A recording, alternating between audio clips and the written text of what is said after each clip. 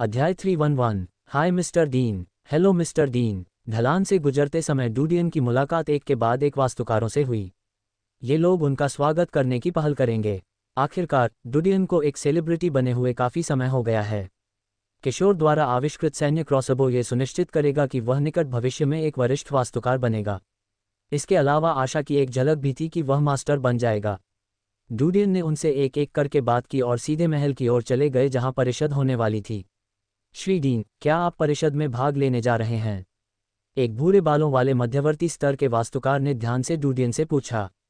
हाँ, डूडियन मुस्कुराए और सिर हिलाया, लेकिन आश्चर्यचकित नहीं हुए। हालांकि उन्होंने आज के समाचार पत्र नहीं पढ़े थे, लेकिन उन्होंने अनुमान लगाया कि परिषद में भाग लेने का निमंत्रण पहले ही पूरे मंदिर में फैल चुका होगा। डूडियन को इस अवसर को स्वीकार करते हुए देखकर युवक की आंखें सम्मान और विस्मय से चमक उठीं। मिस्टर डीन पिछले 50 वर्षों की उत्कृष्ट प्रतिभा कहलाने के योग्य हैं। मैं आपके साथ चलूंगा। हालांकि उस व्यक्ति की पहचान डूडियन जैसी ही थी, लेकिन डूडियन के प्रति उसका रवैया किसी वरिष्ठ वास्तुकार की तुलना में अधिक विनम्र था। प्रशंसा सुनकर खुशी हुई। धन्यवाद। डूडियन ने युवाओं को जवाब देते समय विनम्र थे। भूरे बालों वाले युवक ने आगे कहा, मंदिर ने हाल के क्षेत्रीय युद्ध में सैन्य क्रॉसबो के योगदान को मान्यता दी है। इसने सेना की तत्काल जरूरतों को हल करने में महत्वपूर्ण भूमिका निभाई। यह एक महान वस्तु है। डूडियन ने अपने चेहरे पर मुस्कान बरकरार रखी, लेकिन बातचीत खत्म करना चाहा। मैं खुश हूं। वह जानता था कि यदि उसने अधिक कहा तो ये सांप पर लाठी चलाने के समान होगा। बाकी लोग बिना रुके उस पर टूट पड़ते। इस समय उसे अचानक समझ आया कि स्वामी अपने सहायकों के साथ घूमना क्यों पसंद करते हैं। वे दूसरों को अपने से दूर रखेंगे। जल्द ही डूडियन के पीछे लगभग 1 दर्जन आर्किटेक्ट आ गए। प्राथमिक और मध्यवर्ती वास्तुकारों के अलावा 2 वरिष्ठ वास्तुकार भी थे, लेकिन वे दोनों नागरिक पृष्ठभूमि से थे। मंदिर में उनकी स्थिति निम्न थी और उनके संपर्क कुलीन पृष्ठभूमि के वास्तुकारों की तुलना में बहुत कम थे। जिस महल में परिषद होने वाली थी, उसके सामने लगभग सैकड़ों आकृतियां थीं। निस्संदेह वे परिषद के समाप्त होने की प्रतीक्षा कर रहे थे। बाहरी लोगों को परिषद की प्रक्रिया देखने से प्रतिबंधित कर दिया गया। हालांकि अंत में परिषद सदस्य द्वारा एक सारांश की घोषणा की जाएगी, ताकि अगर कुछ भी बड़ा हो रहा हो तो लोगों को स्रोत से जानकारी मिल सके। डूडियन के आगमन से सभी का ध्यान आकर्षित हुआ। भूरे बालों वाला पिछला युवक डूडियन के साथ इस तरह गया मानो वह उसका निजी अंगरक्षक हो। डूडियन भीड़ के बीच से गुजरा और सीढ़ियां चढ़ गया। वह परिषद की इमारत के सामने खड़ा था। दरवाजे पर एक प्राथमिक वास्तुकार था। उन्होंने फिर भी डूडियन को अपनी पहचान दिखाने का संकेत दिया। सत्यापन के बाद डूडियन को सम्मानपूर्वक भवन में आमंत्रित किया गया। ये पहली बार था जब डूडियन परिषद में आए थे। इमारत अत्यंत भव्य एवं भव्य थी। वह जानता था कि जो कुछ लोग सभी वास्तुकारों के भाग्य का निर्धारण कर सकते हैं वे परिषद में बैठेंगे। एक नौकरानी ने उसे इमारत के अंदर पहुंचाया। वे दूसरी मंजिल पर आए जहां बैठक होने वाली थी। परिषद एक आयताकार कमरे में होनी थी जो 10 मीटर लंबा था। अंदर रखे गए सामान रंगीन थे और कमरे की शैली को एक अलग प्रस्तुति देते थे। उसी समय उसे कमरे में 4 लोग बैठे दिखे। उन सभी की उम्र 50 साल से अधिक लग रही थी क्योंकि उनके बाल सफ़ेद थे। उनमें से एक 70 साल का भी लग रहा था क्योंकि उसके बाल पूरे सफ़ेद थे और उसकी त्वचा झुर्रियों वाली थी। डूडियन के कमरे में प्रवेश करते ही चर्चा कर रहे लोग रुक गए और उसकी ओर देखने लगे। डीन पूर्ववर्तियों को बधाई देता है। डूडियन ने विनम्र भाव से उनका स्वागत करने की पहल की। उन बूढ़े लोगों में से एक, जिनके पास मूंछें और मोटा शरीर था, खड़ा हुआ। मुझे उम्मीद नहीं थी कि अफवाहों से पता चला प्रतिभा इतनी कम उम्र की होगी। एक और हंसा। डीन, थोड़ी देर रुको क्योंकि बाकी लोग अभी तक नहीं आए हैं। डूडियन ने देखा कि उस व्यक्ति की मुस्कान में कोई दुर्भावना नहीं थी। इसके अलावा उन्हें सीट पर नहीं बुलाया गया था, इसलिए वह मुस्कुराए और एक तरफ खड़े हो गए। मोटे बूढ़े व्यक्ति ने उसे बैठने का आदेश नहीं दिया, जिसका मतलब था कि डूडियन ने उनकी नज़र में कुछ भी गलत नहीं किया था। हालांकि उनकी पहचान इतनी बड़ी नहीं थी कि उन्हें उनके सामने बैठाया जा सके, इसलिए वह असभ्य होकर सीट नहीं मांगना चाहता था। कुछ स्थानों पर अनुष्ठान नियम विशेष रूप से महत्वपूर्ण थे और परिषद उनमें से एक थी। कुछ देर बाद 3 लोग कमरे में दाखिल हुए। 2 पुरुष और 1 महिला अन्य 4 में शामिल हो गए। हर कोई यहाँ है। मोटे आदमी ने डूडियन पर नज़र डाली और भीड़ के बीच से निकल गया। काउंसिल को 2 चीज़ों पर चर्चा करने के लिए बुलाया गया है। पहला, मंदिर का सबसे युवा प्रतिभाशाली व्यक्ति मिस्टर डीन। डूडियन ने कोई हलचल नहीं की क्योंकि वह चुपचाप सुन रहा था। डीन, कृपया आएं, बूढ़े ने नम्र स्वर में कहा। डूडियन ने सिर हिलाया और उस आदमी के पास जाकर खड़ा हो गया। ये हमारी पहली मुलाकात है। मेरा नाम सैडली लून है। बूढ़ा आदमी मुस्कुराया। आज ये छोटी सी बैठक आपके साथ एक बात पर चर्चा करने के लिए आयोजित की गई थी। जब आप हमारे मंदिर में शामिल हुए थे तो हम जानते थे कि आप एक शिकारी थे। नवीनतम समाचार पत्र आपकी पहचान पर ध्यान केंद्रित कर रहे हैं।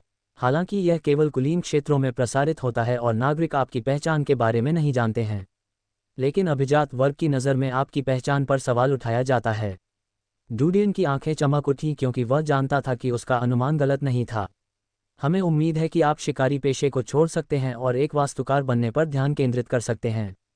बेशक, यदि आप कुछ और सीखना या अध्ययन करना चाहते हैं तो संगीत, कविता इत्यादि जैसे अन्य शौक भी हैं। ऐसे व्यवसायों और शौक में हमारा स्वागत है। इसके अलावा मैंने सुना है कि आप कविता में काफ़ी प्रतिभाशाली हैं और मास्टर ताइज की प्रशंसा हासिल की है। यहाँ तक कि मेरी पोती को भी आपकी कविता पसंद है। मास्टर सैडली हंसे। मोटे आदमी ने कहा, तुम बहुत छोटे हो और शिकारी होना बहुत खतरनाक है। अगर विशाल दीवार के बाहर कोई दुर्घटना होती है तो ये हम सभी के लिए नुकसान होगा। आपको पूरे दिल से अनुसंधान पर ध्यान केंद्रित करना चाहिए और भगवान का संदेश फैलाना चाहिए। पूर्व 70 वर्षीय व्यक्ति ने उदासीनता से कहा। डूडियन मुस्कुराया। वह जानता था कि संगीतकारों और कवियों को उनकी कला के कारण अभिजात लोग बहुत प्यार करते थे। इसके अलावा यह उनकी पहचान को एक बेहतर आभा प्रदान करेगा। ठीक है, डूडियन ने उनसे वादा किया, लेकिन आपको ये भी पता होना चाहिए कि रयान परिवार अतीत में मेरे प्रति बहुत दयालु रहा है। अब रयान परिवार ने न्यू वर्ल्ड कंसोर्टियम की स्थापना की है और विशाल दीवार के बाहर एक मार्ग किराए पर लिया है। अब उनके अधीन कोई अन्य शिकारी नहीं है, इसलिए रयान परिवार को उम्मीद है कि जब वे नए शिकारियों की भर्ती करेंगे तो मैं उन्हें अपने शिकार अनुभव के माध्यम से सिखाऊंगा और विशाल दीवार के बाहर की दुनिया के बारे में बताऊंगा। उन्हें एक शिकारी के रूप में मेरी ज़रूरत नहीं है और मैं शिकार करना पूरी तरह से छोड़ दूंगा। 70 साल के बूढ़े व्यक्ति ने कहा, शिकारी? आप एक प्रतिष्ठित वास्तुकार हैं। आप शिकारी जैसे निम्न लोगों के साथ कैसे मिल सकते हैं? वे पागल हैं। क्या आपने कहावत नहीं सुनी है, जो आंखें अंधेरे में जासूसी करती हैं उन्हें इसकी आदत हो जाती है। यदि आप लंबे समय तक उनके साथ रहेंगे तो आप भी उनकी तरह हिंसक और क्रूर हो जाएंगे। आपको ऐसे लोगों से पूरी तरह दूर रहना चाहिए और अपनी रिसर्च पर ध्यान देना चाहिए। अपने मन को शुद्ध करो। सबसे पहले, मुझे नहीं लगता कि मेरे मन को शुद्धि की आवश्यकता है। दूसरी बात, मैं निम्न और उच्च लोगों के बीच अंतर नहीं करता। अंत में, मैंने एक कहावत सुनी है जो कहती है कि प्रकाश अंततः अंधेरे को हरा देगा।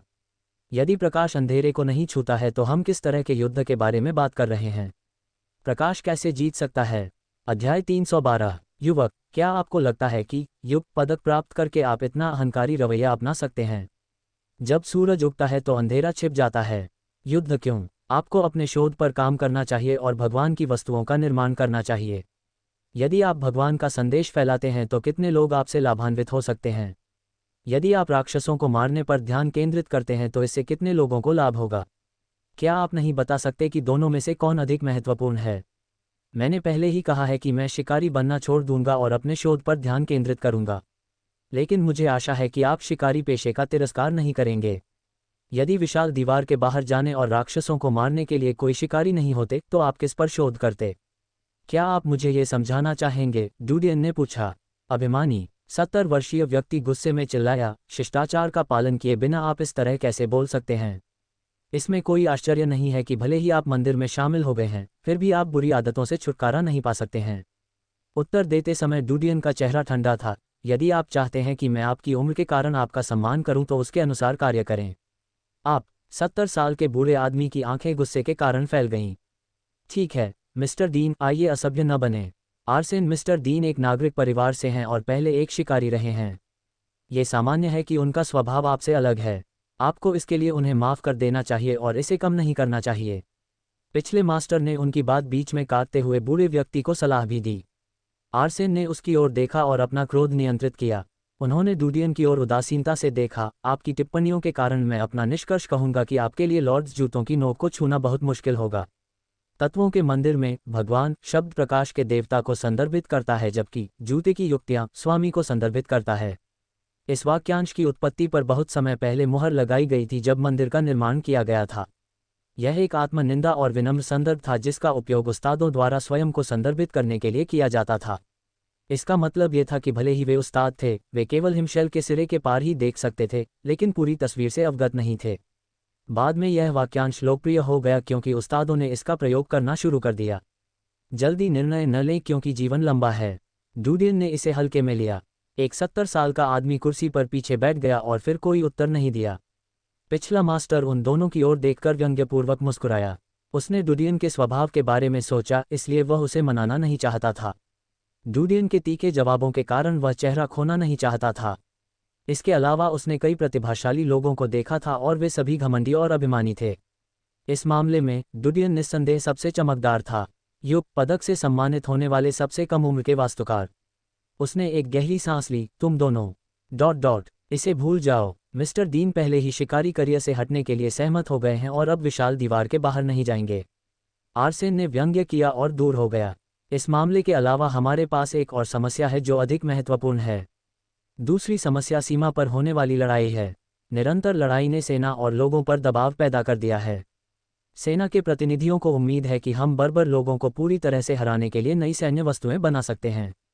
आप सभी जिन्हें यहां आमंत्रित किया गया है, उन्होंने सैन्य क्षेत्र में उपलब्धियां हासिल की हैं। मुझे उम्मीद है कि आप अपने शोध को सैन्य वस्तुओं पर केंद्रित करेंगे, या तो नए उत्पाद बनाएंगे या पुराने उत्पादों को बेहतर बनाएंगे। भीड़ के चारों ओर देखते हुए मास्टर मुस्कुराए। डूडियन की आंखें चमक उठीं लेकिन वह चुप रहा। स्वामी अपने विचारों में डूबे हुए चुप थे। पिछले मोटे बूढ़े व्यक्ति ने अपनी थोड़ी पर दाढ़ी को छुआ और धीरे से कहा, पिछली बार जब मैंने छाया धनुष बनाया था तब से मैं सैन्य वस्तुओं में शामिल नहीं हुआ हूँ। मैंने सुना था कि एक मध्यवर्ती वास्तुकार ने इसमें सुधार किया और आइटम को बढ़ाया। अभी इसे 4 सितारा स्तर हासिल करना चाहिए। मास्टर सकल चलाने वाला व्यक्ति मुस्कुराया। 4 सितारा आइटम पर्याप्त से अधिक है। मुझे उम्मीद नहीं थी कि छाया धनुष इतनी ऊंचाई तक पहुंच जाएगा। वास्तव में यह एक महत्वपूर्ण सुधार है। मोटा बूढ़ा आदमी मुस्कुराया और अपना हाथ हिलाया। मास्टर ने डूडियन की ओर देखा। मिस्टर डीन, आपका सैन्य क्रॉसबो बहुत अच्छा है। अगर इसे एक बार फिर से बेहतर बनाया जा सके तो ये युद्ध के मैदान में बहुत मददगार होगा।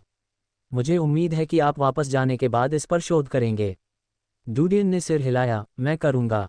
ठीक है, ये बैठक का अंत है, मास्टर ने घोषणा की। सभी लोग उठे और डूडियन के पास चले गए। जब वे उसके पास से गुजरे तो उनमें से कुछ ने हल्के से सिर हिलाया लेकिन बाकी लोग बिना नजर डाले सीधे आगे बढ़ गए। मास्टर आर्किटेक्ट के रूप में वे घमंडी और अहंकारी थे। हालांकि डूडियन में एक वास्तुकार के रूप में काफ़ी संभावनाएं थीं, लेकिन जब तक वह मास्टर नहीं बन जाता वे आगे नहीं बढ़ते थे और उसके साथ संपर्क नहीं बनाते थे। उन सभी के जाने के बाद मास्टर ने डूडियन के कंधे को थपथपाया। आर्सेन थोड़ा गुस्सैल है, इसलिए इसे दिल पर मत लो।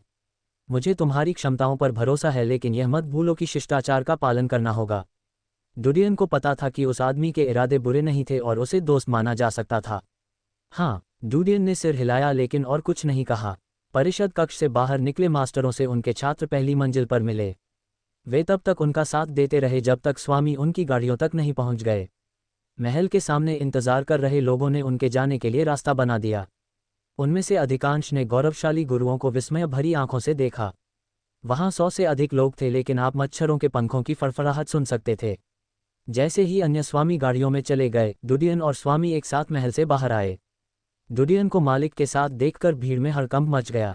जाहिर तौर पर किसी को उम्मीद नहीं थी कि हालिया अखबारों का प्रतिभाशाली लड़का एक मास्टर के साथ कंधे से कंधा मिलाकर चल पाएगा। जब डूडियन ने भीड़ के चारों ओर देखा तो उसे पछतावा हुआ कि वह गाड़ी लेकर नहीं आया था। मैं पहले जाऊंगा। अपना समय लें और नई वस्तुओं पर काम करें। डिब्बे में बैठते ही मास्टर हंसे। डूडियन ने सिर हिलाया। जब तक बूढ़े की गाड़ी नहीं चली तब तक भीड़ शांत थी, लेकिन बाद में यह हंगामे में बदल गई। सभी लोग डूडियन को ईर्ष्या और जलन की दृष्टि से देखते थे। जैसे ही गाड़ी चली गई, डूडियन बाहर निकल गया। भीड़ ने तुरंत पकड़ने के लिए प्रतिक्रिया की, लेकिन डूडियन तुरंत भाग गया। कमजोर वास्तुकारों के पास किसी शिकारी को तो दूर किसी खोजी को भी पकड़ने का मौका नहीं था। डूडियन महल में अपने अनुसंधान कक्ष में वापस आ गया। उसने बिजली की छड़ को तोड़ दिया और भागों को सूटकेस में पैक कर दिया। वह उन्हें सीधे महल से बाहर ले गया। डूडियन ने सूटकेस को हॉल तक वापस ले जाने के लिए एक गाड़ी का इस्तेमाल किया। हॉल में 1 दर्जन से अधिक आर्किटेक्ट अपना काम प्रस्तुत करने के लिए कतार में खड़े थे।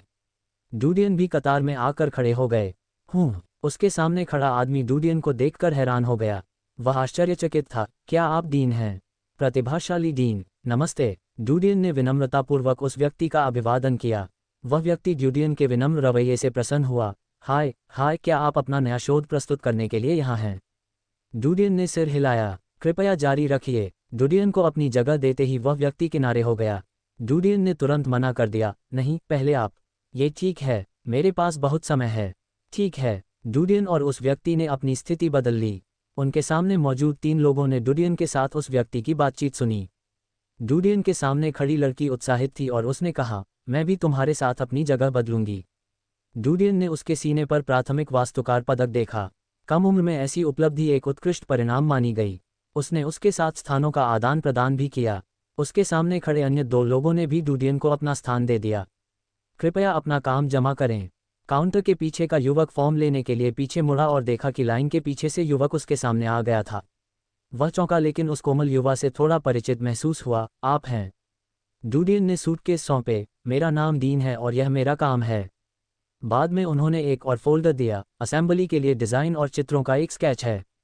डीन। युवक के बगल में एक और महिला थी। वह आश्चर्यचकित रह गई क्योंकि उसे अचानक कुछ याद आया। क्या यह आपकी नई वस्तु है? हाँ, महिला उत्साहित थी। उसने सामान प्राप्त किया और तुरंत दूसरा फॉर्म दे दिया। उसने प्रसन्न स्वर में कहा, इस पहचान तालिका को भरें और इसे अपने पदक से चिन्हित करें। मुझे लगता है कि वे पदक का उपयोग टिकट बनाने के लिए करते हैं। डूडियन ने जल्दी से फॉर्म भर दिया। उन्होंने अपना मेडल उतारकर काउंटर पर लगे गुलाबी बॉक्स में रख दिया। बाद में उन्होंने अपने पदक को फॉर्म पर दबाया और जल्द ही उनके पदक पर उनका नाम और पैटर्न फॉर्म पर दिखाई दिया। मूल्यांकन में आमतौर पर 1 से 3 दिन लगते हैं। अगर बीच में प्रार्थना का दिन आता है तो मूल्यांकन में 1 दिन की देरी होगी। महिला मुस्कुराई। धन्यवाद। काउंटर से बाहर निकलते समय डूडियन ने मुस्कुराते हुए उसे धन्यवाद दिया।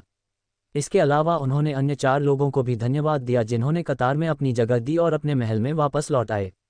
महिला ने अन्य 4 वास्तुकारों द्वारा अपना काम प्रस्तुत करने की प्रतीक्षा नहीं की। इसके बजाय उसने डूडियन द्वारा भरा हुआ फॉर्म उठाया और पीछे के एक छोटे से कमरे में चला गया। कमरे में एक अधेड़ उम्र की महिला थी। उसने उत्साहपूर्वक उससे कहा, लिसा, यह आर्किटेक्ट डीन का नया आविष्कार है। ये प्रतिभाशाली डीन है। लिसा आश्चर्यचकित थी। वह महिला के हाथ से फॉर्म लेने के लिए आगे बढ़ी। उसने फॉर्म पर मुहर देखी। ठीक है, तुम वापस जाओ। महिला ने सिर हिलाया और कमरे से बाहर चली गई। लिसा ने सूटकेस उठाने में मदद करने के लिए गार्डों को बुलाया। ये सूटकेस ले जाओ और मेरे पीछे आओ। हाँ, गार्ड ने उत्तर दिया। आधे घंटे बाद लिसा और गार्ड दूसरे महल के सामने प्रकट हुए। उन्होंने काउंटर पर मौजूद कर्मचारियों को फोल्डर और सूटकेस जमा करा दिया। कर्मचारियों ने देखा कि सूटकेस के ट्रंक पर लाल लोगो अंकित था। वे जानते थे कि इसका मतलब मूल्यांकन के दौरान अन्य कार्यों पर प्राथमिकता देना है। अल्पविराम। 9वें महल में भोजन कक्ष। एक दुबली पतली महिला पियानो के सामने बैठी और धुन बजा रही थी। संगीत एक कलकल करते झरने की तरह था जो हॉल में बह रहा था। पियानो के सामने एक चाय की मेज थी। मास्टर एविसा चाय का आनंद ले रहे थे और 70 वर्षीय आर्सेन उनके सामने बैठे थे। क्या आप नाराज नहीं हैं? आर्सेन ने कप से कुछ घूंट पिया। वह सोचता है कि वह हर किसी को नीचा देख सकता है क्योंकि उसे युक्त पदक मिला है। सभी प्रतिभाशाली लोग ऐसे ही हैं। एविसा हंसी। आर्सेन उदास मूड में था। कैसी प्रतिभा? जब हम छोटे थे तो हम सभी को प्रतिभाशाली माना जाता था। क्या हमने भी इसी तरह व्यवहार किया? एविसा के चेहरे पर एक धूर्त मुस्कान थी। पुराने कोपेनहेगन को प्राथमिक वास्तुकार से मास्टर बनने में 60 साल लग गए। मैं इसी बारे में बात कर रहा हूँ। आर्सेन ने अपनी आंखें घुमाईं। आज ऐसे प्राथमिक वास्तुकार हैं जो 40 से अधिक उम्र के हैं। वे वर्षों पहले ही बर्बाद हो चुके हैं क्योंकि वे रईसों के तरीके में शामिल हो गए हैं। वे केवल गायन और नृत्य के बारे में सोचते हैं जो उनके दिमाग को भ्रमित करता है। वे मंदिर में परजीवी हैं। उन्हें निकाल दिया जाना चाहिए। ये वास्तव में एक लंबी और उबाऊ सड़क है। लेकिन कुछ ही लोग हैं जो कोपेनहेगन की तरह हैं। एविसा ने चिल्लाकर कहा। आर्सेन ने कहा, दृढ़ संकल्प के बिना एकमात्र परिणाम विफलता होगी। इस बच्चे की तरह। वह बहुत अहंकारी है। कुछ वर्षों में उसका कुछ भी नहीं बचेगा। एविसा मुस्कुराई लेकिन कुछ नहीं बोली। उसी समय एक बटलर आया और आदरपूर्वक बोला, मास्टर एविसा, लाइटनिंग विभाग से एक नया आविष्कार हुआ है। आपको इसका मूल्यांकन करने के लिए कहा गया है। अध्याय 313। बिजली विभाग। एविसा चौंक गई। आइविसा की अभिव्यक्ति देखकर आर्सेन मुस्कुराए बिना नहीं रह सका। बधाई हो। हालांकि आपके गुट में बहुत सारी वस्तुएं नहीं हैं, लेकिन जब भी कोई नया आविष्कार किया जाता है तो उसे कम से कम 2 स्टार रेटिंग दी जाती है। यदि नया काम एक सैन्य वस्तु है तो ये युद्ध के मैदान में एक महान भूमिका निभाने के लिए बाध्य है। मैंने सुना है कि हेली का काम लगभग पूरा हो गया था। मुझे लगता है कि यह उसका शोध है। ठीक है, मैं बाद में वापस आऊँगा। आर्सेन उठ गया। वे दोनों महल से बाहर चले गए। आर्सेन अपने महल में वापस चला गया जबकि एविसा की गाड़ी मंदिर के हॉल में चली गई। अल्पविराम। डूडियन वापस अपने महल में लौट आया। उन्होंने सगे और ग्वेनेथ को टंगस्टन स्टील को पिघलाना जारी रखने का आदेश दिया। इस बार वह पिंजरा नहीं बल्कि 10 मीटर लंबे भाले तैयार कर रहा था। भालों की नोकों पर तेज शार्क जैसी धारियां थीं। भाले के सिरे पर एक छेद होता था जिसमें टंगस्टन स्टील से बनी एक चेन लगी होती थी। स्टील की चेन 150 मीटर से अधिक लंबी होगी। जंजीरों सहित प्रत्येक भाले का वजन हजारों किलोग्राम होगा। ग्वेनेथ, सगे, जिन, निकोलस और अन्य लोग आश्चर्यचकित रह गए जब उन्होंने पहली बार बनाया गया शार्क भाला देखा। इसका आकार असाधारण था और यह पहली बार था जब उन्होंने ऐसी चीज देखी। क्या आप इसका उपयोग शिकार के लिए करने जा रहे हैं? शार्क के भाले को देखते ही सगे चौंक गया। उसने उस किशोर की ओर देखा जो एक और असाधारण हथियार लेकर आया था। डूडियन ने कोई उत्तर नहीं दिया क्योंकि वह मॉडल बनाना जारी रख रहा था। प्रयोग को गुप्त रखना आवश्यक था। शार्क भाला बनाने का उनका मुख्य कारण वयस्क खपच्चियों का शिकार करना था। हो सकता है कि वह इसका उपयोग भविष्य में अन्य विशाल राक्षसों का शिकार करने के लिए भी कर सके। सुपर चिप से उन्हें पता चला कि पुराने युग के मध्य युग में कुछ मछुआरों ने सफ़ेद शार्क, व्हेल और अन्य समुद्री जानवरों का शिकार करने के लिए बड़े भाले का इस्तेमाल किया था। हालांकि आकार इतने बड़े नहीं थे और उपयोग की गई सामग्री इतनी ठोस नहीं थी। सगे और अन्य को वापस ले लिया गया लेकिन उन्होंने काम करना जारी रखा। 7000 किलोग्राम टंगस्टन स्टील खत्म होने में ज़्यादा समय नहीं लगा। डूडियन ने टंगस्टन स्टील का एक और बैच खरीदने के लिए मंदिर से संपर्क किया। इस बार उसे एली नहीं मिली बल्कि उसने किसी और की तलाश की। उसे चिंता थी कि अन्य संघ एली के साथ उसके संपर्क को गलत समझेंगे और यह उसके लिए सिरदर्द होगा। डूडियन ने सांचे बनाए जबकि शार्क भाले का उत्पादन दोपहर से शाम तक जारी रहा। उन्होंने सगे, ग्वेनेथ, निकोलस और अन्य को गलाने की अनुमति दी। हालांकि उनके पास अनुभव नहीं था, लेकिन इस प्रक्रिया में बहुत अधिक कौशल शामिल नहीं था। डूडियन अपने कमरे में वापस चला गया जबकि सगे और अन्य लोग टंगस्टन स्टील को सूंघते रहे। डूडियन ने स्नो पेपर के कुछ टुकड़े निकाले। यह इस युग में उत्पादित सर्वोत्तम गुणवत्ता वाला कागज था। उसने कलम में स्याही डाली और थोड़ा विचार किया। बाद में उन्होंने बर्फ के कागज पर रेखाचित्र बनाना शुरू किया। यदि अन्य वास्तुकार डूडियन को चित्र बनाते देखते तो आश्चर्यचकित रह जाते। उनके हाथ स्थिर थे और उनकी पेंटिंग बहुत सटीक थी। दरअसल सगे और ग्वेनेथ भी आश्चर्यचकित होंगे, क्योंकि इतने सारे शिकारियों के पास सत्ता पर इतना अच्छा नियंत्रण नहीं था। डूडियन लंबे समय से अपने बाएं हाथ के साथ साथ अपने दाहिने हाथ का व्यायाम करने के आदी थे। जेल में भी उन्होंने व्यायाम किया। थॉर्नफ्लावर जेल में कैदी ज़्यादातर समय सब कुछ छोड़ देते थे, लेकिन डूडियन अपने भागने की योजना बनाते थे और विभिन्न प्रकार के शिकार कौशल के बारे में सोचते थे। वह अपने शरीर के लचीलेपन का भी अभ्यास करेंगे। मुख्य कारण ये था कि उनका मानना था कि एक दिन वह जेल से बाहर आ जाएंगे जबकि अन्य लोग जेल में ही अपनी मृत्यु के विचार पर अड़े हुए थे। कुछ स्थितियों में दृढ़ता एक फायदा है। ब्रश। एक मॉडल का छायाचित्र धीरे धीरे बर्फ के कागज पर कलम द्वारा खींचे गए रूप में दिखाई देने लगा। ये वस्तु दुनिया में क्या बदलाव लाएगी, इसकी जानकारी सिर्फ डूडियन को ही थी। ये पूरी तरह से दुनिया को नहीं बल्कि मंदिर को भी बदल देगा। ये पहला कदम होगा जो वह दुनिया को जीतने के लिए उठाएगा। कुछ घंटों के बाद सभी बर्फ के कागजों को रंग दिया गया। कोई परिवर्तन नहीं हुआ। संरचना की सभी बारीकियां विस्तार से थीं। साथ ही विभिन्न भागों की विशिष्ट भूमिकाओं के बारे में बताया गया। डिज़ाइन में सामंजस्य की भावना थी। उन्हें सुखाने के बाद उसने बर्फ के कागजों को रेशम की थैलियों में डाला और उन्हें वापस काले बक्से में रख दिया। डिज़ाइन खत्म करने के बाद डूडियन खिड़की के सामने रुक गया। उन्होंने प्रशिक्षण क्षेत्र की ओर देखा जहां सगे और अन्य लोगों ने टंगस्टन स्टील को गलाना जारी रखा था। वे सुस्त नहीं पड़ रहे थे, इसलिए उसने अपनी आंखें पीछे हटा लीं और लकड़ी निकाल ली। डूडियन ने नक्काशी का अपना दैनिक अभ्यास जारी रखा। हालांकि वह काफ़ी समय से नक्काशी कर रहा था, लेकिन उसके बाएं हाथ पर कोई खास प्रभाव नहीं पड़ा। डूडियन में धैर्य की कमी नहीं थी। अल्पविराम, अल्पविराम। अगले दिन। स्प्लिटी भूखी है। डूडियन को एक अन्य व्यक्ति मिला और उसने टंगस्टन स्टील के एक बैच का ऑर्डर दिया। इस बार वह शार्क भाले को नहीं बल्कि क्रॉसबो को परिष्कृत करने की योजना बना रहा था। दुश्मन पर भारी शार्क भाला फेंकना असंभव होगा। लक्ष्य पर सटीक प्रहार करने के लिए उन्हें क्रॉसबो का उपयोग करना पड़ा। क्रॉसबो की संरचना लगभग तोपों के समान ही थी। हालांकि यह भाले को खींचने के लिए रस्सियों पर निर्भर था। सबसे अच्छी गुणवत्ता वाली रस्सी जो पाई जा सकती थी उसे प्रबलित ईगल टेंडन रस्सी कहा जाता था। यह विभिन्न सामग्रियों के साथ मिश्रित सिंथेटिक रस्सी थी। सीमा युद्ध में सेना ने इसका उपयोग विशाल क्रॉसबो पर किया। हालांकि वह विशाल क्रॉसबो डूडियन द्वारा बनाए गए क्रॉसबो की तुलना में तुच्छ था। जो सेना थी वह अधिक पारंपरिक थी और उसका उपयोग बर्बर लोगों को मारने के लिए किया जा सकता था। अक्सर एक गोली 7 या 8 लोगों की जान ले लेती थी क्योंकि वह उनकी छाती को भेद देती थी। हालांकि डूडियन का उद्देश्य वयस्क चींटों को मारना था। इसके अलावा सेना द्वारा उपयोग किए जाने वाले तीर लकड़ी के बने होते थे जबकि डूडियन ने सब कुछ टंगस्टन स्टील से बनाया था। उत्पाद का वजन सेना के सामान से बिल्कुल अलग था। डूडियन ने सांचे को उकेरा और सबसे पहले क्रॉसबो का निर्माण किया। अन्य सामग्रियों को वापस भेज दिए जाने के बाद उन्होंने प्रबलित ईगल कंडरा लगाया। वे नए भाले और क्रॉसबो का परीक्षण करने के लिए महल के पीछे पहाड़ी पर वापस आए। वाह! जैसे ही स्टील की चेन उसके पीछे चली, तेज भाला उड़ गया। हालांकि लगभग 100 मीटर में मोमेंट बहुत कम हो गया था। भाला नीचे गिरकर जमीन पर जा लगा। रुकने से पहले ये 4 या 5 मीटर तक चलती है। अध्याय 314। सगे और अन्य लोगों ने दृश्य देखा। सगे ने अपना सिर हिलाया जबकि निकोलस ने आह भरी। भाले का वजन बहुत भारी है। रस्सी इसे ठीक से खींचने में सक्षम नहीं है। 100 मीटर की दूरी ज्यादा नहीं है और निशानेबाज खतरनाक स्थिति में होगा। सगे ने सिर हिलाया। हाँ। डूडियन ने विचारों में डूबते हुए शार्क के भाले की ओर देखा। हालांकि उन्हें उम्मीद थी कि रस्सी में कोई समस्या होगी, लेकिन फिर भी उन्होंने इसे आजमाने का फैसला किया।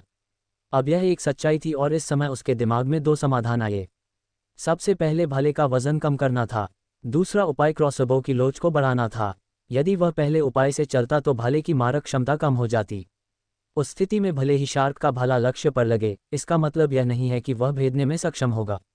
जहां तक दूसरे समाधान की बात है, प्रबलित ईगल टेंडन रस्सी पहले से ही सबसे अच्छा उत्पाद था जो उसे मिल सकता था।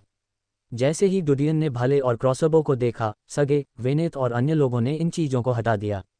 समाधान के बारे में सोचने के लिए उसे अधिक समय चाहिए था। डूडियन ने निकोलस को नाश्ता परोसने का आदेश दिया।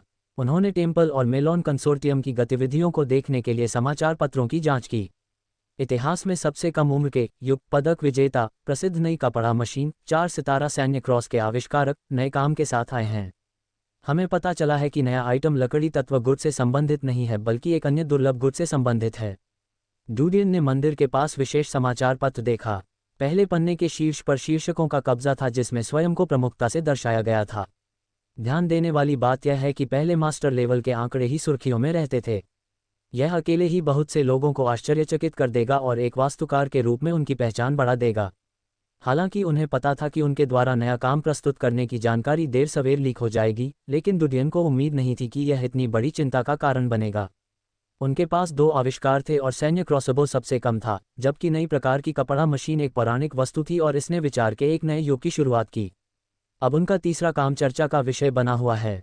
यदि इसका मूल्यांकन 2 सितारा या 3 सितारा आइटम के रूप में किया जाता तो वह बफर चरण में प्रवेश करता। इसके अलावा उनका प्रतिभाशाली मिथक टूट जाएगा और वह जनता के ध्यान से ओझल हो जाएंगे। डूडियन ने अखबार नीचे रखा और धीरे से अपनी उंगलियां रगड़ीं। उन्होंने एक और अखबार लिया जो मेलन कंसोर्टियम के तहत एक एजेंसी द्वारा प्रकाशित किया गया था। आम नागरिकों के विशाल बहुमत को यह पता नहीं था कि कंसोर्टिया छाया के पीछे थे और समाचार पत्र एजेंसियों को नियंत्रित करते थे। इसलिए समाचार पत्रों के प्रचार की प्रभाव शक्ति सर्वकालिक उच्चतम स्तर पर थी। टेम्पल ऑफ एलिमेंट्स के आंतरिक कर्मचारियों के अनुसार जीनियस डीन एक नया आविष्कार लेकर आए हैं। सफलता की दर बहुत कम है। मॉलिन रूज में काम करने वाली शोगरल इन्ना के अनुसार मिस्टर डीन उनके साथ गाने और नृत्य करने आए हैं। डूडियन ने अखबार हटाने से पहले अन्य पन्ने जांचे। उसने सोचा कि लड़की इन्ना शायद कोई अनजान गायिका है। मेलॉन कंसोर्टियम के लोगों ने उनकी प्रतिष्ठा को बदनाम करने के लिए उन्हें आमंत्रित किया था। संभवतः लड़की कम समय में मशहूर होना चाहती थी, इसलिए वह तैयार हो गई। हालांकि डूडियन को उम्मीद थी कि मेलॉन कंसोर्टियम कोई कदम उठाएगा, लेकिन उसने कभी नहीं सोचा होगा कि वे इस तरह की घृणित पद्धति अपनाएंगे। सब कुछ बकवास था, लेकिन वह वापस नहीं लड़ सका। यदि उन्होंने अखबार पर मुकदमा कर दिया तो वे गायक पर जिम्मेदारी डालने से बच जाएंगे। अगर उसने लड़की पर मुकदमा कर दिया तो उसकी छवि लड़की के साथ उलझनी तय थी। चाहे उसने पलटवार करने के लिए कोई भी तरीका चुना हो, वह हार गया। जनता को इस तरह की गपशप पसंद थी और शराब के एक घूंट के बाद लोगों के लिए बात करने के लिए ये सबसे अच्छा विषय था। जवाबी हमला करने का एकमात्र तरीका उनके नए कार्यों का आविष्कार था। चूहे के मल का एक समूह। डूडियन ने अपनी आंखें थोड़ी सिकोड़ लीं। हालांकि वह एक शांत और तर्कसंगत व्यक्ति थे, एक किशोर के रूप में वह उत्तेजित थे। उसकी छाती रोष और क्रोध से उबल रही थी। डूडियन ने अपना नाश्ता समाप्त किया और प्रशिक्षण क्षेत्र में वापस आ गया। उसने अपने अवसरों को बेहतर बनाने के तरीकों के बारे में सोचते हुए क्रॉसबो पर प्रहार किया। अल्पविराम तत्वों का मंदिर। मास्टर आइविसा एक खाली कमरे में खड़े थे। वह एक जमी हुई संरचना की तरह था क्योंकि उसने डिज़ाइन को पकड़ रखा था। उन्होंने ड्राइंग के विभिन्न हिस्सों को ध्यान से देखा। सैद्धांतिक रूप से कहें तो 1 या 2 बातें ऐसी थीं जिन्हें वह समझ नहीं सका क्योंकि उसने अपनी भौहें सिकोड़ ली थीं। वह दूसरी ड्राइंग की ओर मुड़ा और बाद में पहली की जांच करता रहा। यह, मास्टर आइविसा ने पलकें झपकाईं, ये किसके साथ आया है? किसी ने उसके सवाल का जवाब नहीं दिया। किनारे खड़े नौकर ने गंभीर दृष्टि डाली। मास्टर आइविसा ने पांडुलिपि को एक बार फिर पलट दिया। उसने नौकर की ओर देखा। वह वास्तुकार कौन है जिसने इसका आविष्कार किया है? क्षमा करें मास्टर, लेकिन ये गोपनीय है। मुझे वास्तुकार की पहचान के बारे में जानकारी नहीं है। वेटर ने आदरपूर्वक उत्तर दिया। एविसा चौंक गई। उसने चिंता से सिर झुका लिया। उसका सिर चकरा गया था। उन्होंने पांडुलिपियों को देखा। आसमान में बादल हैं। कल बारिश होनी चाहिए और हम गड़गड़ाहट के खिलाफ इस वस्तु के प्रभाव की जांच कर सकते हैं। यदि सफल रहे। उनकी पलकें पक्षी के पंखों की तरह फड़फड़ा गईं। इस वस्तु का मूल्य बहुत बड़ा है। बरसात के मौसम और काली बर्फ के मौसम के दौरान कई निवासियों के घरों और रईसों के महलों पर वज्रपात होता था। मकानों को नुकसान तो छोटी बात थी, लेकिन नागरिकों की मौत एक बड़ी समस्या थी। हर साल इससे मरने वाले लोगों की संख्या प्लेग से मरने वाले लोगों की 1/3 होगी। हाँ, मास्टर एविसा के शब्द सुनते ही वेटर ने सम्मानपूर्वक सिर हिलाया। एविसा ने डिज़ाइन पांडुलिपि नीचे रख दी और खुले कमरे से दूर हो गया। पलक झपकते ही 2 दिन बीत गए। टेम्पल द्वारा प्रकाशित अखबार में पिछले दिनों की सबसे बड़ी खबर डूडियन का नया शोध था।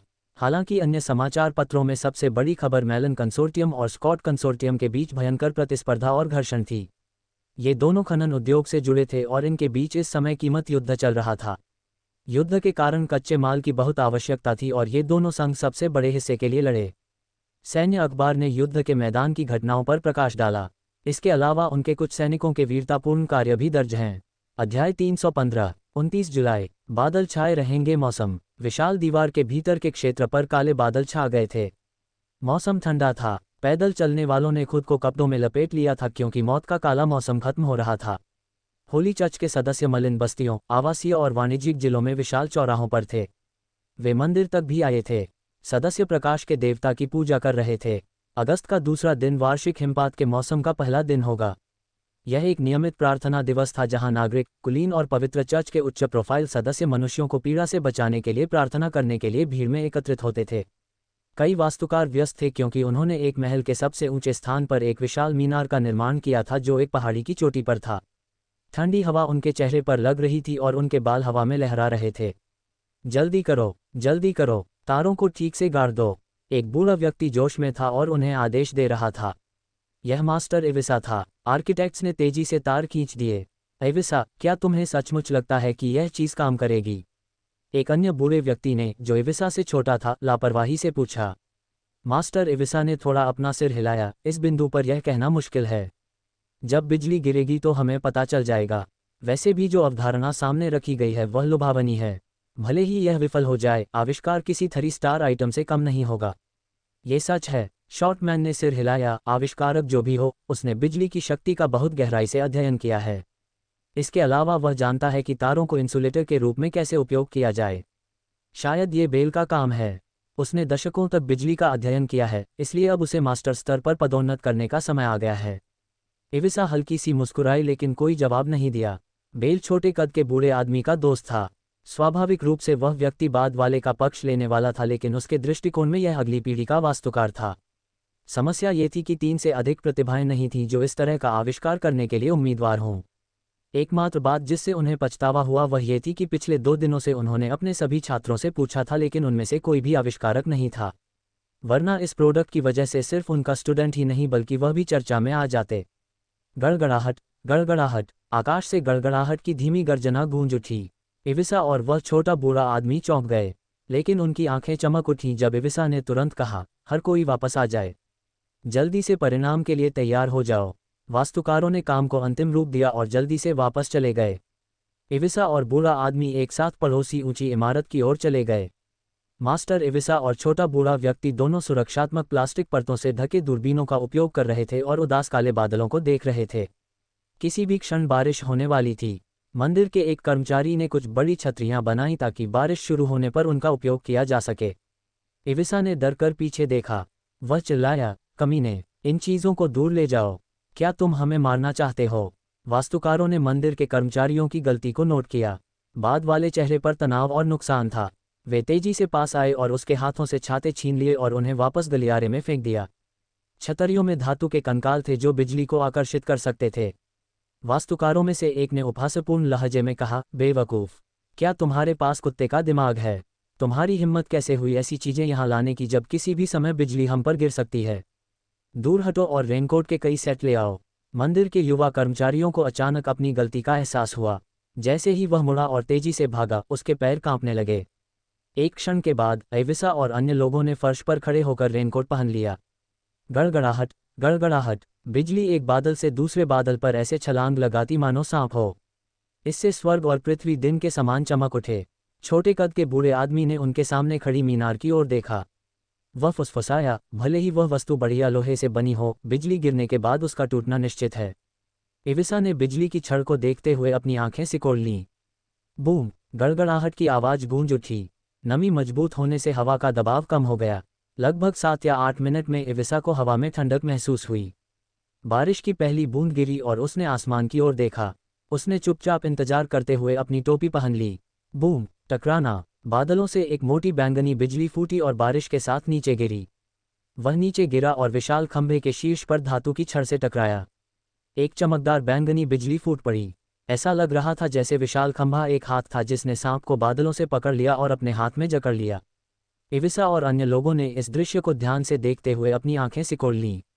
उनकी खोपड़ी और त्वचा सुन्न हो गई थी और रोंगटे खड़े हो गए थे। ये देखकर उनका खून खौल उठा। वे न केवल अपने सामने की अजीब छवि से प्रभावित और स्तब्ध थे, बल्कि बिजली द्वारा खंभे से जुड़े इलेक्ट्रोस्टैटिक क्षेत्र से भी उत्तेजित हुए थे। 2 सेकंड से भी कम समय के बाद छवि धीरे धीरे गायब हो गई। हालांकि विशाल मीनार अभी भी बरकरार थी। आइविसा और छोटे कद के बूढ़े व्यक्ति ने लोहे के खंभे का निरीक्षण करने के लिए अपनी दूरबीनें उठाईं। क्षति का कोई निशान नहीं था। नीचे की जमीन भी अलग नहीं थी। वे उत्साह से उछल पड़े। वे जानते थे कि परीक्षण सफल रहा। बूम! टकराना! एक और बिजली गिरी और उसने पक्की सड़क को लपेट लिया। एक बार फिर यह गायब हो गया क्योंकि जमीन अभी भी सुरक्षित थी। इस समय बारिश धीरे धीरे तेज हो गई क्योंकि बिजली और भी तेज हो गई। गड़गड़ाहट! गड़गड़ाहट! जैसे ही बादलों से बिजली गिरी और विशाल खंभे से टकराई, गड़गड़ाहट की आवाज़ गूंज उठी। साधारण बिजली की छड़ों में इतने सारे बिजली के बोल्टों को आकर्षित करने की संभावना नहीं हो सकती है। हालांकि बिजली की छड़ के प्रभाव को सत्यापित करने के लिए मास्टर इविसा ने ध्रुव के करीब कई लौहयस्कों की व्यवस्था की थी। इससे उस क्षेत्र में आकाशीय बिजली गिरने की संभावना बढ़ जाएगी। इसके अलावा विशाल दीवार के कारण अंदर का वातावरण बाहर से भिन्न था। बादलों की ऊंचाई आमतौर पर बाहर की बजाय दीवार के भीतर कम थी। ये प्रमुख प्राकृतिक आपदाओं के विशाल दीवार के बाहर के बजाय अंदर अधिक प्रभाव डालने का एक कारण था। लगातार गड़गड़ाहट और बिजली गिरने के बाद भी बिजली की छड़ सुरक्षित थी। इविसा और अन्य लोगों ने चमकती तस्वीर देखी जो बिजली गिरने के कारण घटित हुई। वे शुरू में चौंक गए लेकिन धीरे धीरे शानदार गड़गड़ाहट और बिजली में डूब गए। ऐसा लग रहा था जैसे वे कोई महान कला प्रदर्शनी देख रहे हों। बारिश 3 घंटे से अधिक समय तक चली। इविसा और वह छोटा बूढ़ा व्यक्ति वहां खड़े होकर 3 घंटे से अधिक समय तक बारिश को देखते रहे। यहाँ तक कि सर्वश्रेष्ठ ओपेरा या संगीतकार भी लोगों को स्वेच्छा से बारिश में खड़े होकर 3 घंटे तक देखने के लिए मजबूर नहीं कर सके। अल्पविराम! अल्पविराम! महल में दीवार में तेल का दीपक चुपचाप जलता रहा। सुगंधित रोशनी से पूरा हॉल गर्म हो गया।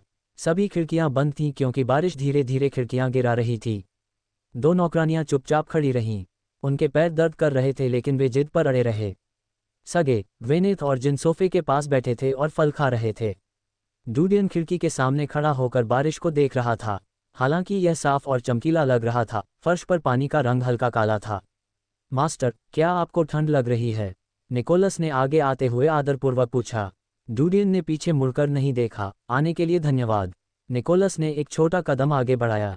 डूडियन ने पूछा, आप क्या देखते हैं? निकोलस ने खिड़की के छेद से बाहर देखा। वह हैरान था। बारिश? बारिश कहाँ से आती है? बेशक, काले बादलों से। काले बादल कहाँ से आते हैं? ओह, ये गुलाम नहीं जानता। डूडियन ऐसा लग रहा था जैसे वह सोच में खो गया हो। वह फुसफुसाए, आप क्या सोचते हैं? हमारे जीवन का उद्देश्य क्या है? निकोलस की आंखें चमक उठीं। ये दास दार्शनिक प्रश्न का उत्तर नहीं समझता है, लेकिन ये दास जानता है कि मेरा उद्देश्य आपकी सेवा करना है। हालांकि मैंने आपको पहले भी कई बार नाराज किया है और मेरा दिल विद्रोही था। मैं एक बूढ़ा आदमी हूं जो अब लड़ना नहीं चाहता। मुझे आशा है कि आप एक बार फिर मुझ पर भरोसा कर सकते हैं। डूडियन ने अपनी आंखें पीछे हटा लीं और निकोलस की ओर देखा। निकोलस की आंखें शांत और ईमानदारी से भरी थीं। डूडियन ने उसकी आंखें लीं और उसके कंधे को थपथपाया। जाओ और मेरा सामान तैयार करो। मैं रयान परिवार के पास जाऊंगा। हाँ, निकोलस ने उत्तर दिया। सगे और अन्य लोगों ने सुना कि डूडियन बाहर जाने वाला था। जिन ने कहा, मैं तुम्हारे साथ चलूंगा। कोई ज़रूरत नहीं है। सगे ने फल काटा। इन दिनों आप हर रात रयान परिवार के पास जा रहे हैं और सुबह वापस आ रहे हैं। रयान परिवार की भाग्यशाली महिला कौन है? डूडियन ने उसे कोई उत्तर नहीं दिया क्योंकि वह निकोलस द्वारा गाड़ी तैयार करने की प्रतीक्षा कर रहा था। उसने रेनकोट पहना और गाड़ी पर चढ़ गया। वह एक सुदूर कस्बे में एक कसाई के पास गया। डूडियन ने 2 चांदी के सिक्के खर्च किए और एक आयनबैक सूअर खरीदा जिसका वजन 200 पाउंड था। यह एक उच्च श्रेणी का सूअर था जिसका मांस गोमांस से प्रतिस्पर्धा करता था। पिछली बार की तरह डूडियन ने कसाई से सूअर को मारने के लिए कहा। बाद में उसने सूअर के हिस्सों को डिब्बे में रख दिया। वह गाड़ी को किले के पास एक छोटे शहर के होटल में ले गया और वहां खड़ी कर दी। वह सूअर को नगर के बाहर घास के बीच से घसीट कर ले गया। उसे बैरियर तक पहुंचने में देर नहीं लगी। जैसा कि उन्हें उम्मीद थी कि बरसात के दिनों में गश्त अधिक ढीली हो जाती है, किले के इलाके की वजह से बर्बर लोगों ने किले के इस हिस्से पर कभी हमला नहीं किया। यहाँ इतने सारे गैरिसन सदस्य नहीं थे। डूडियन चुपचाप बैरियर पार कर गया। 200 पाउंड का वजन उनके लिए कोई खास नहीं था। बैरियर पार करने के बाद वह तेजी से उस स्थान की ओर चला गया जहां स्प्लिटी रखी हुई थी। डूडियन ने उजाड़ इमारत में ड्रिल किया। उसने पेड़ों की पत्तियों और शाखाओं से ढका हुआ छेद खोला। वह लोहे की पीठ वाले सूअर के साथ तहखाने में कूद गया। स्प्लिटी पिंजरे के अंदर सो रही थी। डूडियन की हरकत सुनते ही स्प्लिटी ने उसकी ओर देखा। यह उत्तेजना में कुछ बार चीख उठी। उसकी दरांती जैसी भुजाएं धीरे से पिंजरे को रगड़ने लगीं। डूडियन ने एक खंजर निकाला और आयरन पैक सूअर को छोटे छोटे हिस्सों में काट दिया ताकि वह उन्हें पिंजरे के लोहे के खंभों के माध्यम से फेंक सके। डूडियन ने आयरन बैक सूअर को ऐसे काटा जैसे वह टोफू काट रहा हो। उसने उसे कई हिस्सों में काटा और स्प्लिटी को खिलाने के लिए पिंजरे में फेंक दिया। कुछ दिनों के बाद स्प्लिटी के शरीर का रंग पहले की तुलना में अधिक गहरा दिखने लगा। हालांकि इसके खोल का रंग ऐसा लग रहा था जैसे इसे असमान रूप से लेपित किया गया हो। पहले 5 दिनों के लिए डूडियन स्प्लिटी को खिलाने के लिए एक आयनबैक सूअर लाया था। पिछले कुछ दिनों में उन्होंने इसमें बदलाव देखा था। उसकी दरांती अपनी नवजात अवस्था की तुलना में अधिक मजबूत और सख्त दिखती थी। हालांकि यह अभी भी दयनीय लग रहा था। ये ज़्यादा नहीं बढ़ा है और इसकी परत बिल्कुल भी परिवर्तित नहीं हुई है। इसका मुख्य कारण कुपोषण और कम खाना था। छोटे लड़के, कुछ और दिनों के लिए आज्ञाकारी रहो। मैं तुम्हें मार डालूंगा माँ, और हम विशाल दीवार के बाहर जा सकेंगे। मैं तुम्हें उसके बाद आज़ादी से घूमने दूंगा। डूडियन ने सुआ का मांस फेंकते हुए बड़बड़ाया। स्प्लिटी ने उत्साह में तुरंत सुआ का मांस खा लिया। आखिरकार यह एकमात्र भोजन था जो वह हर दिन खाता था। स्प्लिटी को खाना खिलाया गया और डूडियन ने रेनकोट पहनाया। उसने अपनी गर्दन से पाउच निकाला। ये दूसरों से अलग था क्योंकि इसमें खून का सूखा खोल था। बेसमेंट से बाहर निकलने के बाद डूडियन बैरियर दीवार पर वापस चला गया। 5 दिनों के अनुभव के कारण डूडियन मार्ग से बहुत परिचित था। आधे घंटे बाद वह उजाड़ पहाड़ के पास से गुजरा। हालांकि उसने देखा कि पहाड़ की तलहटी में परछाइयां घूम रही थीं। ऐसा लग रहा था जैसे भूत घूम रहे हों। जब उसने दर्जनों आकृतियों को चलते हुए देखा तो उसकी आंखों में डर की झलक थी। जब वे एक अलग दिशा की ओर चल रहे थे तो उनके हाथों में अजीब सी लंबी लाठियां थीं। डूडियन ने चुपचाप उनकी ओर देखा। बर्बर आकृतियों के करीब जाकर उसने चुपचाप घास को कुरेदा। उसने देखा कि वे सभी लंबे थे लेकिन उनका रंग गहरा था। वे पुराने युग की भारत की जनजातियों की तरह दिखते थे। उनकी गर्दन पर जानवरों के दांतों से बने कॉलर लटके हुए थे। उन्होंने जो लाठियां पकड़ रखी थीं वे जानवरों की हड्डियों से बनी थीं। उनकी कमर पर बढ़िया छुरियां थीं। डूडियन ने देखा कि ये चाकू वही थे जो उसने युद्ध के मैदान में उठाए थे। बर्बर लोग रेनकोट का उपयोग नहीं करते थे क्योंकि बारिश उनके शरीर पर आसानी से गिरती थी। उन्हें बारिश की बिल्कुल भी परवाह नहीं थी। एक क्षण के बाद बर्बर लोग एक घास भरी चट्टान पर पहुंच गए। सामने वाले ने खरपतवार खोदी और अंदर ड्रिल किया। दूसरे ने पहले का अनुसरण किया। आखिरी वाले ने सावधानी से खरपतवार वापस रख दिए। डूडियन ने सोचा कि अगर उसने उन्हें उस जगह में प्रवेश करते नहीं देखा होता तो वह कभी नहीं सोचता कि यह जगह एक जंगली जानवरों का अड्डा होगी। उसने धीरे से सूंघा। हालांकि बारिश से दुर्गंध कम हो गई थी, फिर भी वह उस गंध को महसूस कर पा रहा था जो मनुष्य और जानवर का मिश्रण थी। उसे गंध याद आए और वह चुपचाप वहां से चला गया। हालांकि लोगों के मन में हमेशा बर्बर लोगों के प्रति नफरत थी और वे उन्हें दुश्मन मानते थे, लेकिन डूडियन में उनके जैसी मजबूत भावना नहीं थी। उसकी दृष्टि में एकमात्र शत्रु राक्षस ही थे। यदि हितों का टकराव न होता तो वह बर्बर लोगों को उकसाता नहीं। इसके अलावा उनके अंतर्ज्ञान ने उन्हें बताया कि बर्बर लोगों की नींव सेना से भी बदतर नहीं थी।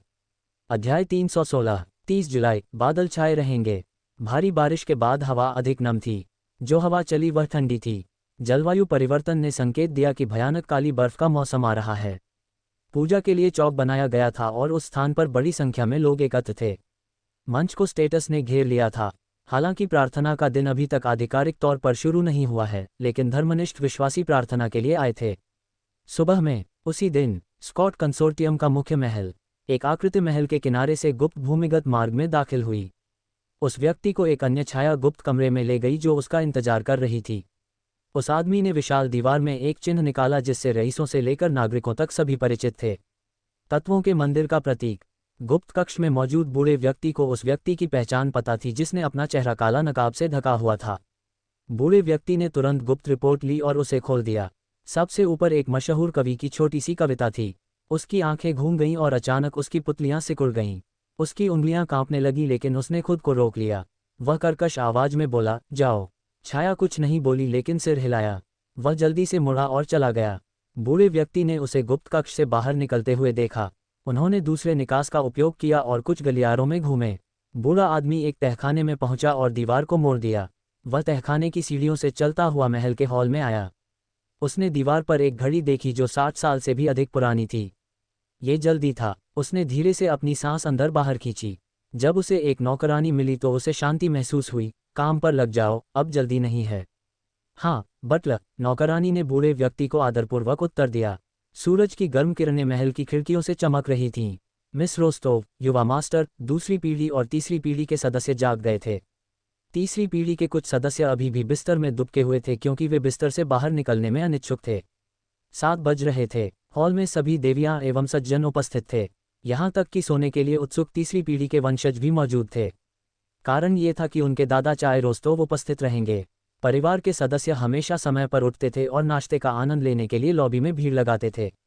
ये परिवार और उनकी जीवन शैली का लौह नियम था।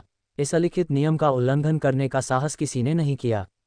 हालांकि आज हर कोई चिंतित और आश्चर्यचकित था क्योंकि लंबे समय के बाद भी उनके दादा अभी तक नीचे नहीं आए थे। उनके दादाजी अपने जीवनकाल में कभी देर से नहीं आए थे।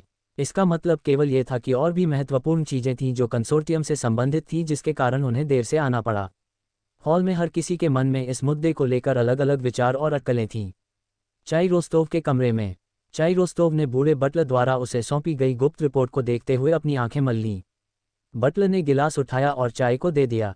चाय ने चश्मा लगाया और धीरे से गुप्त रिपोर्ट खोली। उसने सामग्री को पढ़ा और पुराने बटलर को वापस सौंप दिया। उसके चेहरे पर कोई खास बदलाव नहीं आया। उसकी घनी भौहें चाय के चेहरे को एक राजसी एहसास दे रही थीं। ऐसा लग रहा था कि चाय गहरे विचारों में थी और अनगिनत विचारों के बारे में सोच रही थी। वह एक ऐसे व्यक्ति की तरह दिखता था जो अनगिनत लोगों को पार कर सकता था। मास्टर, बटलर ने बूढ़ी चाय को बुलाया। चाय कुछ देर तक चुप रही। इस बार हमें ये चीज़ हर कीमत पर हासिल करनी है। हाँ, बटलर ने सिर हिलाया। चाय ने अपने जूते पहने और बिस्तर से उठ गया। उसने कपड़े पहने और हॉल में आ गया। बटलर भी उसके पीछे आ गया। हॉल में उतरते ही परिवार की सभी युवा देवियां और सज्जन खड़े हो गए। बूढ़ी चाय के ऊपर की कुर्सी पर बैठने के बाद बाकी लोग अपनी वरिष्ठता के अनुसार मेज पर बैठ गए। बूढ़े बटलर ने चाय को नवीनतम समाचार पत्र थमाया। वह जानता था कि चाय को नाश्ते में अखबार पढ़ना पसंद है। और चाय को ये रवैया अधिक कुशल और समय बचाने वाला लगा। उन्हें जो अखबार सौंपा गया वह उनके अपने कंसोर्टियम का या दूसरे कंसोर्टिया का अखबार नहीं था। ये सेना द्वारा प्रकाशित एक समाचार पत्र था। उन्हें पहले से ही उस जानकारी के बारे में पता था जो उनके अपने संघ के समाचार पत्र द्वारा प्रकाशित की जाएगी। दरअसल पुरानी चाय के लिए 2 शक्तियां थीं जो स्कॉट कंसोर्टियम की स्थिति और नींव को हिला सकती थीं। पहला सैन्य था जबकि दूसरा होली चर्च था। सीमा ऐसी स्थिति में थी कि भविष्यवाणी करना मुश्किल हो गया था। प्रक्रिया को समझने के लिए वह केवल अपने निर्णय पर भरोसा कर सकता था। इस युद्ध में दसियों या यहाँ तक कि सैकड़ों हजारों सैनिकों का बलिदान होगा। उन्हें उनके जीवन या मृत्यु की परवाह नहीं थी, लेकिन इस प्रक्रिया में कितना पैसा कमाया जा सकता था। उनकी एक प्रसिद्ध कहावत थी, वहाँ पैसा कमाया जा सकता है जहाँ संघर्ष है। इस साधारण वाक्य ने बहुत से धनी व्यापारियों के विचारों पर प्रभाव डाला था। इसके अलावा यह उनके व्यावसायिक मानदंडों के पीछे का तर्क था। भौगोलिक लाभ और सैन्य उपकरण होने के बावजूद सेना को नुकसान हुआ। बूढ़े चाई ने सोचा, ऐसा लगता है कि इन बर्बर लोगों ने पार्श्विक बल के अलावा युक्तियों और योजनाओं का उपयोग करना भी सीख लिया है। दिलचस्प, अल्पविराम, हुआशेन कंसोर्टियम, मेलोन कंसोर्टियम, क्रायोलोव कंसोर्टियम सहित अन्य 5 संघों को मंदिर के आंतरिक कर्मचारियों से गुप्त रिपोर्टें प्राप्त हुई थीं जिनका उनसे संबंध था। सूचना पुष्ट होने पर सुबह होते ही सभी चुप हो गए। टेम्पल ऑफ द एलिमेंट्स द्वारा प्रकाशित दैनिक समाचार पत्र वितरित किया गया है। सन्नाटे की जगह अचानक हंगामे ने ले ली। सभी सरदार हैरान रह गए। अखबार के पहले पन्ने पर 4 बहुत बड़े शब्द छपे थे, आर्किटेक्ट डीन का नया आविष्कार। विशेषकर बिजली की छड़ वाक्यांश रंग में अंकित किया गया था। वही अखबार डूडियन के महल में भेजा गया। अखबार पढ़ते समय उनके चेहरे पर मुस्कान की झलक थी। कल की भारी बारिश के कारण उन्हें उम्मीद थी कि नतीजे आ जाएंगे। मिस्टर डीन 16 साल के हैं। वह इतिहास में सबसे कम उम्र के युग पदक विजेता हैं। उनका तीसरा आविष्कार हुआ था। प्रसिद्ध वस्तु नई कपड़ा मशीन 4 सितारा वस्तु सैन्य क्रॉसबो के बाद उनकी कला का तीसरा काम है बिजली की छड़। बहुत से लोग उस उत्पाद के नाम से हैरान होंगे जिसे बिजली का देवता कहा जाता है। हर कोई जानता है कि श्री डीन लकड़ी के तत्व गुट के सदस्य हैं। मैंने भी ऐसा सोचा था, लेकिन श्री डीन ने मुझे तथ्यों के साथ प्रतिभा और असाधारण के बीच का अंतर दिखाया था। आपका अनुमान गलत नहीं है। जैसा कि नाम से पता चलता है कि यह उत्पाद बिजली के गुट से संबंधित है। हाँ, अब हम सबसे विनाशकारी बिजली का खनन करने में सक्षम हैं। मास्टर इविसा और 2 अन्य मास्टरों के अनुसार बिजली की छड़ को एक बेहतर ग्रेड 4 सितारा आइटम के रूप में पुष्टि की गई है। डुडियन को पता था कि अखबार में कुछ अतिरंजित शब्द थे जिन्हें संशोधित किया गया था, लेकिन आमतौर पर सब कुछ ठीक था। बात यह है कि बिजली की छड़ को सैन्य क्रॉसबो से भी ऊंचा दर्जा दिया गया है। यह एक बेहतर ग्रेड 4 सितारा आइटम था जो 5 सितारा आइटम के बहुत करीब था। डुडियन को पता था कि बिजली की छड़ को सैन्य क्रॉसबो से अधिक मूल्यवान क्यों माना गया था। एक सैन्य क्रॉसबो सैन्य उपकरण था। हालांकि युद्ध में इसकी भूमिका काफ़ी बड़ी थी, लेकिन इसका उपयोग सीमित था। इसके अलावा ये युद्ध के लिए एक उपकरण था, लेकिन बिजली की छड़ नागरिकों के लिए है। ये नागरिकों की सुरक्षा और सुरक्षा बनाए रखने में सक्षम है। ये बिंदु अकेले ही इसे एक सैन्य क्रॉसबो से संतुलित कर देगा। इसके अलावा युद्ध में कई हथियारों का इस्तेमाल किया गया। सैन्य क्रॉसबो की मुख्य भूमिका मध्य सीमा में उपयोग की जानी थी। ऐसे और भी उत्कृष्ट हथियार हो सकते हैं जो इस स्थिति में सैन्य क्रॉसबो की जगह ले सकते हैं। ये तब तक मूल्यवान था जब तक ये प्रयोग करने योग्य था। यदि कोई अन्य अवधारणा होती जो इससे आगे निकल सकती तो सैन्य क्रॉसबो को उत्पादन के लिए बेकार माना जाता। लेकिन बिजली की छड़ अलग है। इतने सालों में ये पहली वस्तु है जिसका उपयोग गड़गड़ाहट और बिजली से बचाव के लिए किया जा सकता है। हालांकि उन्होंने इसके उपयोग को कम करके आंका है क्योंकि उन्होंने इसे बेहतर ग्रेड 4 सितारा वस्तु के रूप में दर्जा दिया है। अगर वे बिजली की छड़ के मूल सिद्धांतों को समझते हैं तो इसे 5 सितारा वस्तु के रूप में दर्जा देना अतिशयोक्ति नहीं होगी। चुंबकीय क्षेत्र, डुडियन ने फुसफुसाते हुए कहा। इसके अलावा ऐसा प्रतीत होता है कि मंदिर ने न केवल अपने स्वयं के मूल्य के आधार पर वस्तुओं का मूल्यांकन किया, बल्कि उन्होंने अपने निर्णय में वर्तमान स्थिति, पर्यावरण और अन्य कारकों का भी मूल्यांकन किया। डुडियन ने देखा कि अखबार का दूसरा पेज उन्हें समर्पित था। मंदिर में आंकड़ों को नवीनीकृत किया गया है। श्री डीन ने वरिष्ठ वास्तुकार का दर्जा पाने के लिए पर्याप्त अंक अर्जित किए हैं। आज से उन्हें वरिष्ठ वास्तुकार के रूप में पदोन्नत किया गया है। सामग्री पढ़ते ही डुडियन जाग गए। वह मंदिर की पॉइंट प्रणाली के बारे में भूल गया था। यदि वह 2-4 सितारा वस्तुओं का निर्माण करता तो वरिष्ठ वास्तुकार स्तर पर पदोन्नत होने के लिए यह पर्याप्त था। अधिकांश आर्किटेक्ट जिन्हें वरिष्ठ स्तर पर पदोन्नत किया गया था, उन्होंने केवल एक 4 सितारा आइटम का उत्पादन किया था और मुख्य रूप से बड़ी संख्या में 2 स्टार आइटम का उत्पादन करने पर भरोसा किया था, या फिर वे 3 सितारा वस्तुओं पर निर्भर रहेंगे। इसके अलावा मंदिर आवश्यकताओं के मामले में कठोर था। इससे कोई फर्क नहीं पड़ता कि आपने कितने अंक जमा किए थे।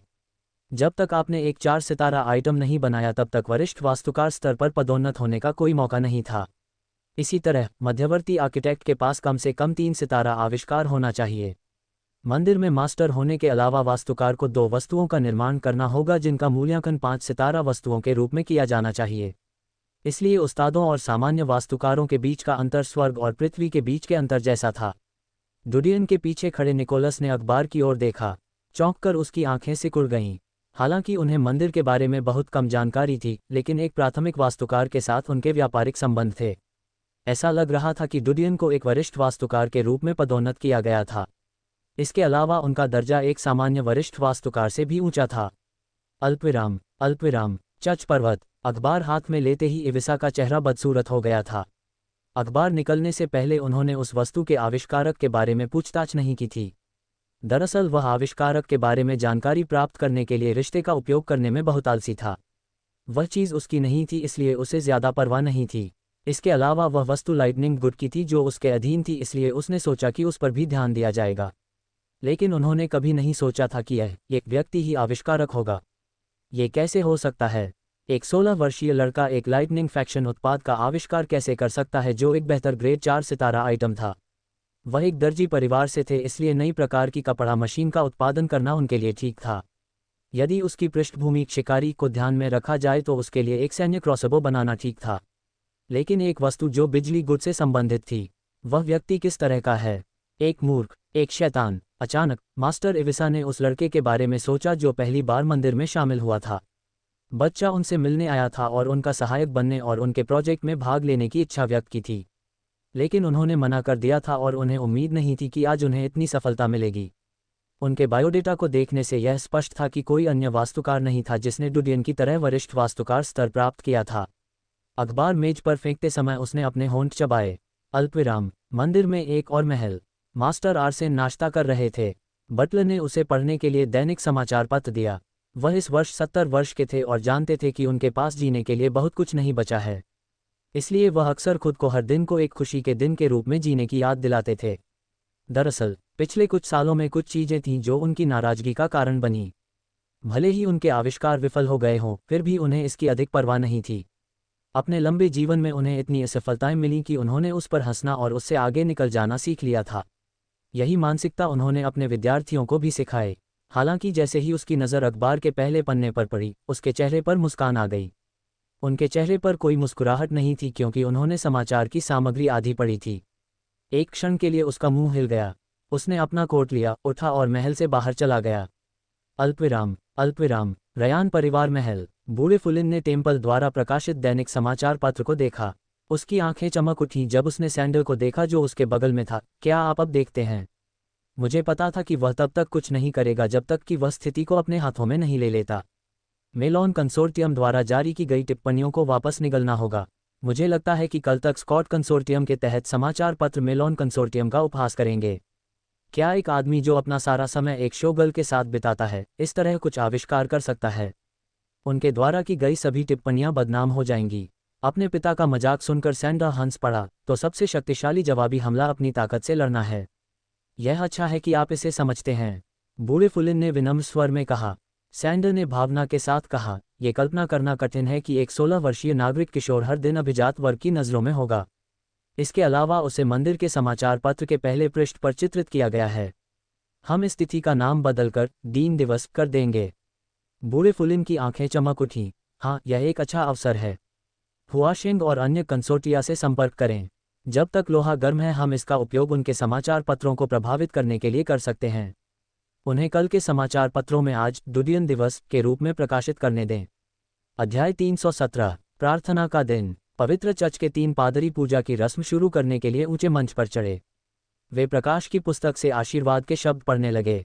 प्रकाश के देवता की स्तुति के लिए कविता की तरह हजारों शब्द कहे गए। चूंकि हर घर में रोशनी की एक किताब होती थी और हर साल वे पूजा की प्रार्थनाएं सुनते थे, इसलिए लगभग हर कोई इसकी विषय वस्तु को कंठस्थ कर लेता था। पुराने जमाने में भी ऐसे दिन होते थे जब लोग अपने धर्म के समर्थन में भीड़ इकट्ठा करते थे। लोगों ने हाथ जोड़ते समय अपनी उंगलियों को क्रॉस कर लिया था। उन्होंने ध्यानपूर्वक पवित्र प्रार्थना सुनी। महल में डुडियन खिड़की के सामने खड़ा था और उसने महल के सामने पास के चौक में समूहों में इकट्ठा हुए लोगों की एक टीम को देखा। ये लोग पास के कस्बे के निवासी थे जो प्रार्थना के लिए आए थे। वह जानते थे कि उनकी प्रतिष्ठा और स्थिति अभी तक आम नागरिकों के कानों तक नहीं पहुंची है। आज का दिन पिछले 3 महीनों का दूसरा दिन माना जाना चाहिए और वह दिन जब अखबारों की सबसे खराब बिक्री हुई थी। हालांकि उनकी प्रसिद्धि पहले से ही कंसोर्टिया के शीर्ष अधिकारियों में फैल जानी चाहिए। एक दिन के बाद ये सभी नागरिक और दोयम दर्जे के रईस उसके नाम से परिचित हो जाएंगे। कई मामलों में पैसे से प्रसिद्धि नहीं खरीदी जा सकती, लेकिन प्रसिद्धि को धन, विशेषाधिकार, सुविधा और अन्य चीज़ों में बदला जा सकता है। मास्टर, कोई आपको ढूंढ रहा है, डुडियन के पीछे खड़े होकर निकोलस ने सम्मानपूर्वक कहा। डुडियन ने सिर हिलाया क्योंकि उसने पहले ही खिड़की से देख लिया था कि एक कुलीन गाड़ी आ गई है। स्कॉट कंसोर्टियम का बैनर गाड़ी के डिब्बे के ऊपर लगा हुआ था। ये स्पष्ट संकेत था कि स्कॉट कंसोर्टियम के पास सबसे अच्छी खुफिया जानकारी थी जो अन्य कंसोर्टिया की तुलना में अधिक गहनता से काम कर रही थी। वह नीचे हॉल में वापस चला गया। डुडियन ने निकोलस को बाहर जाकर अतिथि से मिलने के लिए हाथ का इशारा किया। भले ही स्कॉट संघ बड़ा था, अभी वे व्यक्तिगत रूप से उसे दरवाजे पर मिलने के लिए बाहर नहीं निकाल सकते थे। इसका संबंध अहंकार से नहीं बल्कि ऐश्वर्य और शिष्टाचार से था। कुछ क्षणों के बाद निकोलस आगे बढ़े जबकि एक युवती उनके पीछे पीछे हॉल में आई। वह दुबली पतली थी और उसके गले में कीमती आभूषण थे। वह सिंपल और एलिगेंट लग रही थीं। डुडियन ने उसे देखा और पहचाना।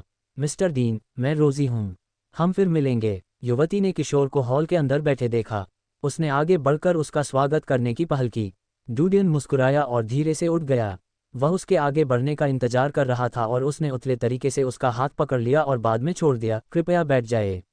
आपने हर बार एक अतिथि के रूप में मेरे साथ बहुत अच्छा व्यवहार किया है। रोजी मुस्कुराई और उसके सामने वाली सीट पर बैठ गई।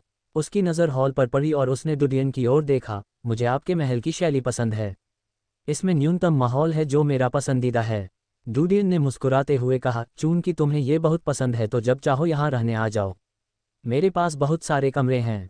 रोजी विनम्र थी, लेकिन उसने डुडियन से इतनी मेहमाननवाजी की उम्मीद नहीं की थी। आतिथ्य सत्कार के बजाय ये कहा जा सकता है कि वह बहुत आक्रामक थे।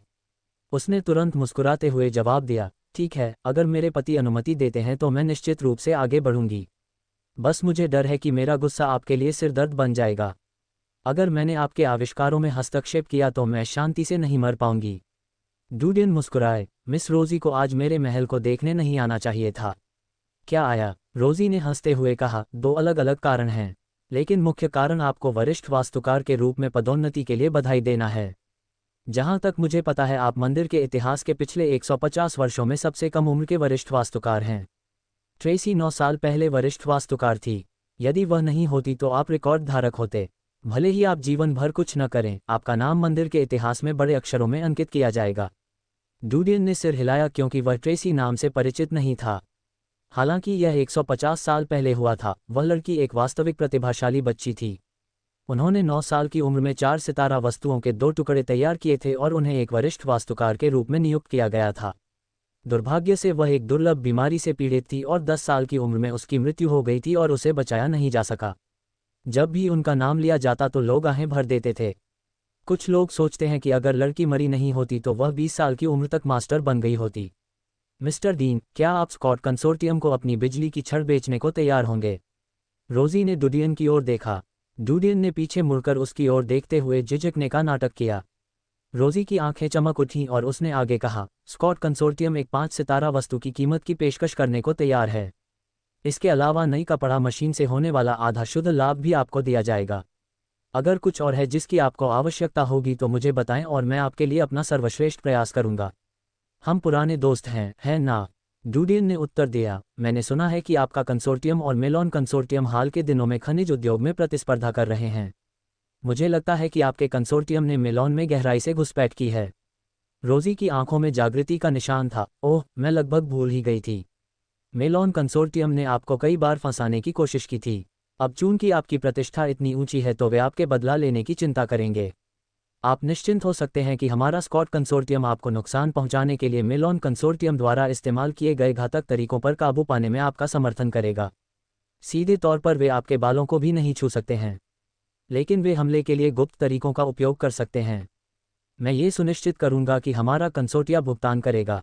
आपके विरुद्ध मेलॉन की आंतरिक कार्रवाइयों पर अत्यधिक ध्यान। इसके अलावा हम आपको किसी भी अपडेट के बारे में सूचित करने के लिए संदेश भेजेंगे। डुडियन ने थोड़ा सिर हिलाया, ठीक है, जब मुझे खबर मिलेगी तो हम सौदे के बारे में बात करेंगे। रोजी असमंजस में थी। मिस्टर डीन, आपका क्या मतलब है? सुश्री रोजी चतुर हैं, इसलिए आपको मेरे शब्दों के पीछे का अर्थ समझना चाहिए था। डुडियन ने शांति से कहा, मिस्टर डीन, क्या आपको हम पर भरोसा नहीं है? क्या आपका मतलब यह है कि हमें तब तक इंतजार करना होगा जब तक मेलन कंसोर्टियम कोई कदम नहीं उठाता? मुझे आप पर भरोसा है, लेकिन व्यवसाय व्यवसाय है। हमें व्यवसाय के नियमों के अनुसार कार्य करना होगा। भुगतान तब किया जाता है जब माल वितरित किया जाता है। डुडियन मंद मंद मुस्कुराए, आज मेरे प्रचार और आविष्कार का संदेश सभी को पता चल जाएगा और मेलॉन कंसोर्टियम कार्रवाई करेगा। यदि आप 3 बार प्रभावी समाचार प्रदान करते हैं तो आपको सौदा मिल जाएगा। मैं बिजली की छड़ के अधिकार बेच दूंगा, भले ही मुझे अगले साल की बारिश के मौसम का इंतजार करना पड़े। आप निश्चिंत हो सकते हैं कि मैं अपनी बात रखूंगा और अन्य कंसोर्टियम के साथ बातचीत में शामिल नहीं होऊंगा। रोजी चौंक गई और उसका चेहरा सख्त हो गया। वह बमुश्किल हंस सकी। मिस्टर डीन, यदि आप हमें अभी बिजली की छड़ बेचते हैं तो हम कल से 3 क्षेत्रों में इसके बारे में जानकारी फैलाना शुरू कर देंगे। हम इस महीने का उपयोग बिजली की छड़ की भूमिका को बढ़ावा देने और इसका उत्पादन करने के लिए करेंगे। अगर हम बरसात के मौसम तक इंतजार करते हैं तो मुझे डर है। डुडियन ने कहा, मैं आपके कंसोर्टियम की खुफिया जानकारी जुटाने की क्षमताओं में विश्वास करता हूं। रोजी व्यंग्यपूर्वक मुस्कुराई क्योंकि उसने देखा कि आगे की बातचीत के लिए कोई जगह नहीं थी। उसने आह भरते हुए कहा, ठीक है, मुझे आशा है कि श्री डीन आपका वादा निभा सकते हैं और अन्य कंसोर्टिया के प्रस्तावों को अस्वीकार कर सकते हैं। मैं करूंगा। डुडियन मुस्कुराया। रोजी ने उसकी मुस्कान देखी और सोचा कि यह कोई व्यवहारिक सौदा नहीं है, लेकिन वह जानती थी कि वह डुडियन को नाराज नहीं कर सकती, नहीं तो घर पर उसे सिरदर्द होने लगता। उसने कुछ देर सोचा और धीरे धीरे सांस ली। उसके चेहरे पर मुस्कान की झलक थी जब उसने कहा, मैं आप पर विश्वास करूंगी, मिस्टर डीन।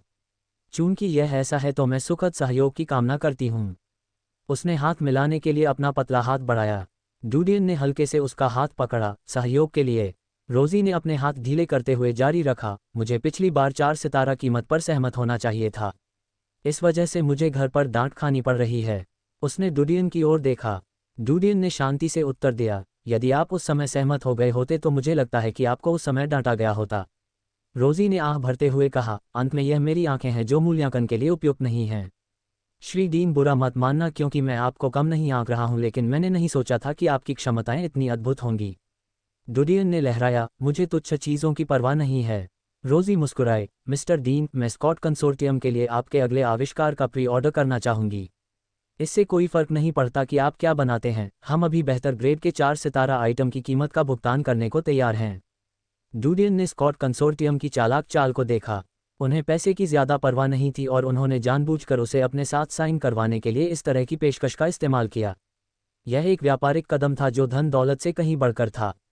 यह उस चेहरे के बारे में था जो वे अमीर व्यापारियों और जनता की नज़रों में आ जाते थे। ये कीमत से बहुत कम है। डूडियन ने सिर हिलाकर मना कर दिया। जिस दृढ़ संकल्प के साथ डूडियन ने प्रस्ताव को अस्वीकार कर दिया, उसे देखकर रोजी की आंखें चमक उठीं। यह इस बात का प्रमाण था कि आविष्कार के लिए एक नया विचार था और वह परिणाम को लेकर बहुत आश्वस्त थे। उसने जानबूझकर गहरी सांस ली ताकि ऐसा लगे कि वह उसके जवाब के बारे में सोच रही है। अगर ऐसा है तो हम ऑफर को 5 सितारा आइटम की कीमत तक बढ़ा सकते हैं। आप क्या सोचते हैं? ऐसा लगता है कि आप पैसे खर्च करने को तैयार हैं। डूडियन आहें भरने के अलावा कुछ नहीं कर सका। एक 5 सितारा वस्तु का मतलब लाखों सोने के सिक्के थे। ये 3 दशकों से अधिक समय तक संपूर्ण मलिन बस्तियों का समर्थन कर सकता है। यदि धन का उपयोग निर्माण के लिए किया जाता तो मलिन बस्तियों को आवासीय जिलों के समान ही बनाया जा सकता था। इसके अलावा स्कॉट कंसोर्टियम ये जाने बिना कि अगला आविष्कार क्या होगा, इतनी बड़ी फीस देने को तैयार था। ये वह धन था जो आर्किटेक्ट कमा सकते थे। ये वह प्रसिद्धि और प्रभाव था जो प्रतिभा शब्द के साथ आया था। हालांकि यह पैसा केवल वाणिज्यिक जिले के ऊपरी स्तर से ही बनाया जा सकता है।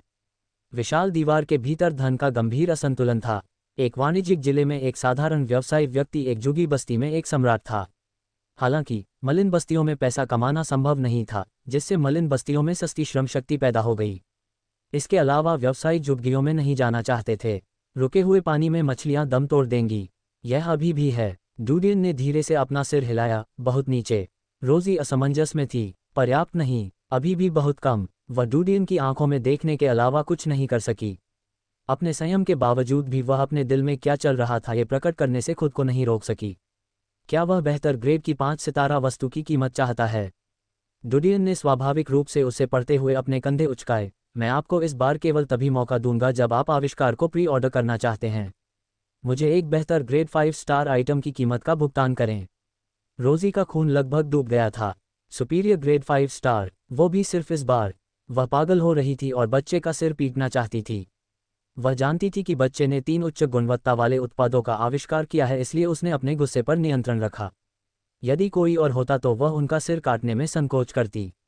तुम, रोजी ने उन भद्दे शब्दों को निगल लिया जो उसके मुंह से निकलने वाले थे। उसने अपने मन को शांत किया और अपने गुस्से पर काबू पाया।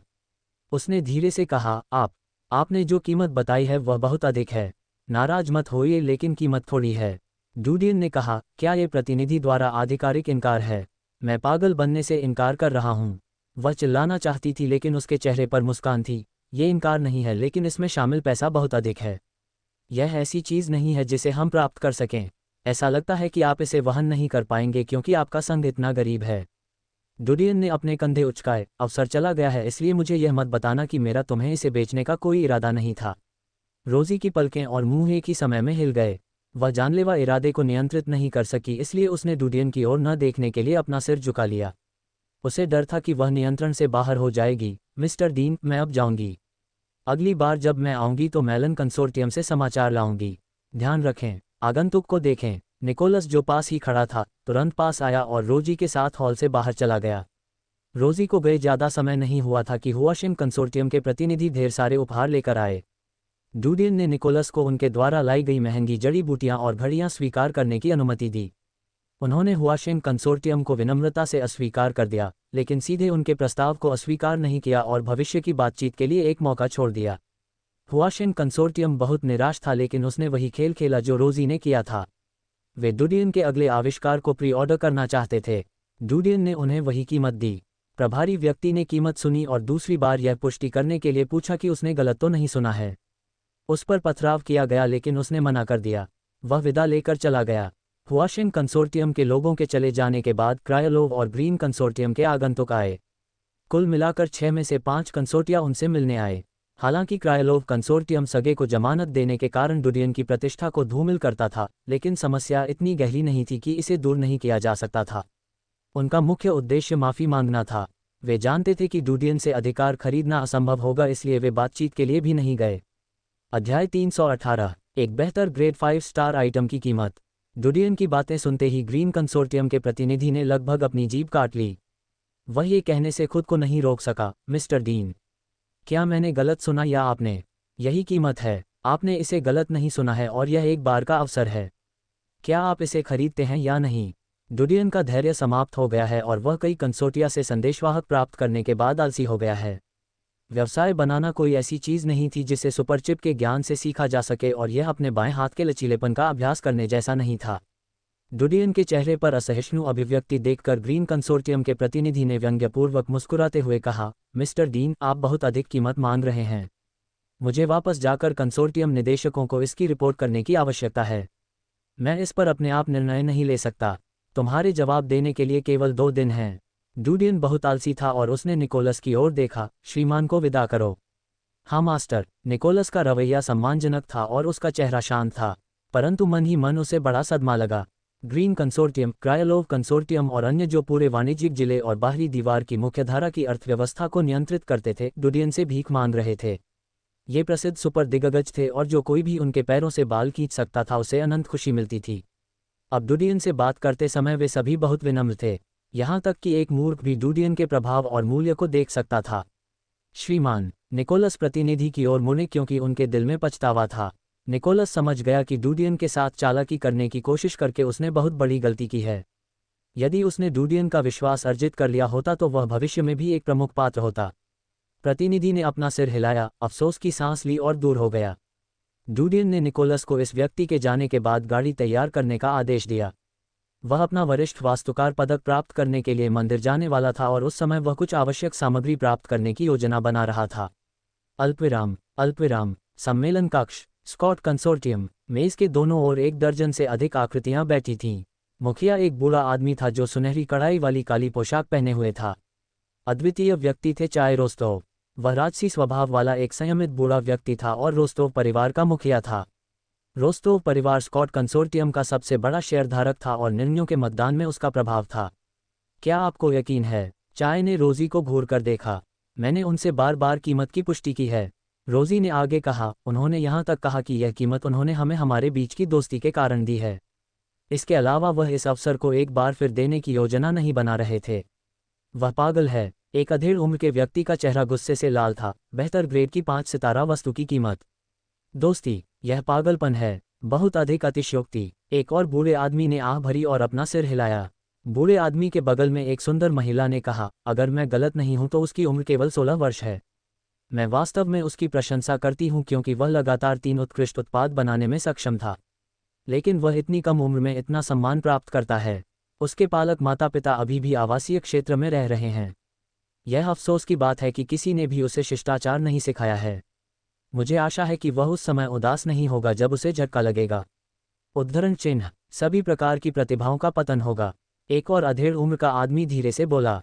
चाय ने सभी की राय सुनी और धीरे से कहा, जाओ और उसे बताओ कि हम 5 सितारा आइटम के लिए सामान्य कीमत की पेशकश करेंगे। बेहतर ग्रेड असंभव है, यह एकमात्र अवसर है जो मैं उसे दूंगा। रोजी ने व्यंग्यपूर्वक मुस्कुराते हुए कहा, वह सहमत नहीं होगा, मैं उसे अच्छी तरह से समझती हूँ। इसके अलावा मैंने कोशिश की है लेकिन उसका रवैया पूर्ण था।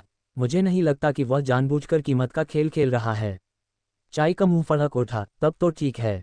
आप लोगों से संपर्क करें और मिस्टर डीन के संबंध में मेलन कंसोर्टियम की योजना के बारे में जानकारी प्राप्त करें। अगला आविष्कार उनका इंतजार करेगा। मुझे लगता है कि वह अन्य कंसोर्टिया को भी वही कीमत देगा, इसलिए कोई भी सहमत नहीं होगा जब तक कि वहाँ कोई पागल व्यक्ति न हो। ठीक है, मैं इस पर काम करूंगा। दूसरों ने एक दूसरे की ओर देखा लेकिन अपनी राय व्यक्त करना जारी नहीं रखा। हालांकि उन्होंने रोजी से डूडियन के रवैये के बारे में सुना था। वह टेम्पल ऑफ एलिमेंट्स का एक वरिष्ठ वास्तुकार था। इसके अलावा उनकी क्षमता बहुत अधिक थी। किसी की भी ज़्यादा बात करने की हिम्मत नहीं हुई। आखिरकार, हालांकि वे सभी कंसोर्टियम का हिस्सा थे, वे अलग अलग परिवारों से थे। अल्पविराम तत्वों का मंदिर। डूडियन ने कोचमैन को आदेश दिया कि वह गाड़ी को सीधे टेम्पल ऑफ एलिमेंट्स तक ले जाए। ड्राइवर ने मंदिर के बैनर को प्लग कर दिया था, जिससे वे आसानी से मंदिर के अधिकांश हिस्से तक पहुंच गए। पहचाने न जाने के कारण वे रास्ते में बेरोक-टोक थे। जैसे ही वे हॉल में पहुंचे, डूडियन ने मास्क ले लिया और अपना चेहरा ढक लिया। वह टेम्पल हॉल में गया और एक विनिमय बिंदु पाया। चयन के 7 या 8 मिनट बाद उसे 3 चीज़ें मिली जिनकी उसे ज़रूरत थी। हालांकि गुणवत्ता और प्रभाव उसके मानक के अनुरूप नहीं था, फिर भी वह इसे वजन से ढकने वाला था। आजकल अनगिनत लोग उसकी जांच कर रहे थे और ऐसी संभावना थी कि अन्य संघ अपने लोगों को आसपास छिपने और उसकी गतिविधि की जांच करने के लिए भेजेंगे। इसलिए वह इन चीज़ों को खरीदने के लिए किसी अंधेरे चर्च में नहीं जाना चाहता था। हालांकि मंदिर की तुलना में डार्क चर्च में सामग्री की गुणवत्ता बहुत बेहतर होगी, लेकिन उसकी पहचान आसानी से उजागर हो जाएगी। इसके अलावा वह एक अंधेरे चर्च में इतनी बड़ी मात्रा में खरीदारी करने में सक्षम नहीं होंगे। हालांकि एक वरिष्ठ वास्तुकार और युग पदक विजेता के रूप में उनकी पहचान के कारण उनके लिए कई दरवाजे खुले थे। तीनों के लिए 100 पाउंड। डूडियन ने काउंटर के पीछे खड़े युवक को अपना आदेश बताया। जिस युवक ने सुना कि डूडियन जो सामान खरीदना चाहता था, वह दंग रह गया। उन्होंने पुष्टि करने के लिए पूछा, 100 पाउंड? डूडियन ने सिर हिलाया, मुझे कल तक उनकी आवश्यकता होगी। युवक चुप था। आमतौर पर लोग इन चीज़ों को ग्राम में खरीदते थे और नकाबपोश वास्तुकार पाउंड में खरीदना चाहता था। क्षमा करें सर, लेकिन ये चीज़ें इन्वेंट्री में सीमित हैं। यदि आप प्रत्येक को 100 पाउंड खरीदना चाहते हैं तो आपको अपने मास्टर से मदद मांगनी होगी। यदि आप अपने शिक्षक के लिए खरीद रहे हैं तो कृपया शिक्षक का पदक दिखाएं। युवक ने विनम्र और व्यवहार कुशल तरीके से बात की। डूडियन ने अपना युग पदक निकाला। क्या इसे गिना जाता है? युवक चौंककर उसकी आंखें सिकुड़ गईं। युग पदक? यह उसने सदमे में जोर से कहा, क्या आप मिस्टर दीन हैं? डूडियन उसके ऊंचे स्वर के कारण स्तब्ध रह गया। वह फुसफुसाया, इतना जोर से नहीं। युवक ठीक हो गया और समझ गया कि डूडियन ने अपना चेहरा ढकने के लिए मास्क क्यों पहना हुआ था। वह हंसा क्योंकि उसका चेहरा शर्मिंदगी से लाल हो गया था। क्षमा करें। मैं नियंत्रण नहीं कर सका। बुरा मत मानना, मैंने तुम्हें नहीं पहचाना। मुझे क्षमा करें। ये ठीक है, मैं जल्दी में हूं, तो क्या आप दस्तावेज हल कर सकते हैं? डूडियन ने कहा। युवाओं ने प्रतिक्रिया व्यक्त की और ऑर्डर के लिए कागजात वितरित किए। थोड़ी देर में सब कुछ खत्म हो गया। युवक ने वह बिल हटा दिया जिस पर डीन लिखा हुआ था।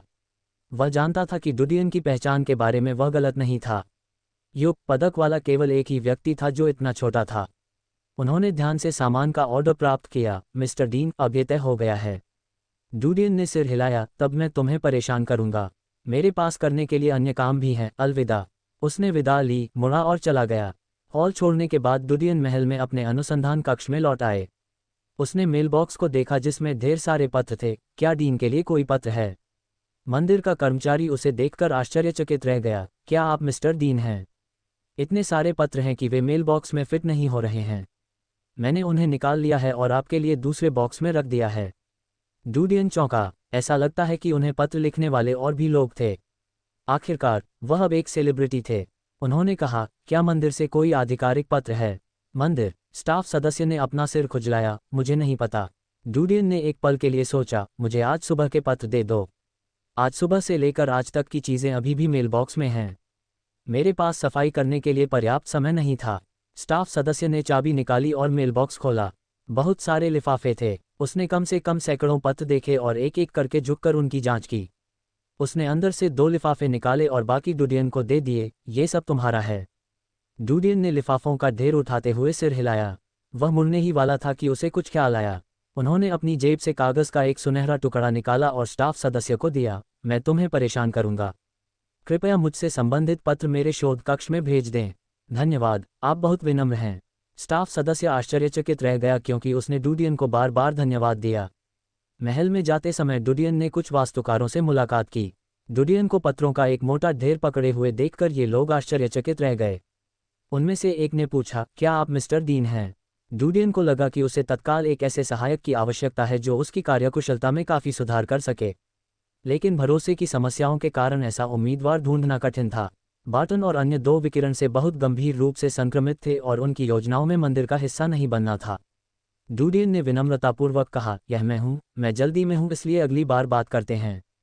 वास्तुकारों ने डूडियन तक पहुंचने का विचार छोड़ दिया। डूडियन अपने अनुसंधान कक्ष का दरवाजा खोलने ही वाला था कि हेसोन दूसरे कमरे से बाहर चला गया। बाद वाले ने डूडियन को देखा और एक पल के लिए चौंक गया।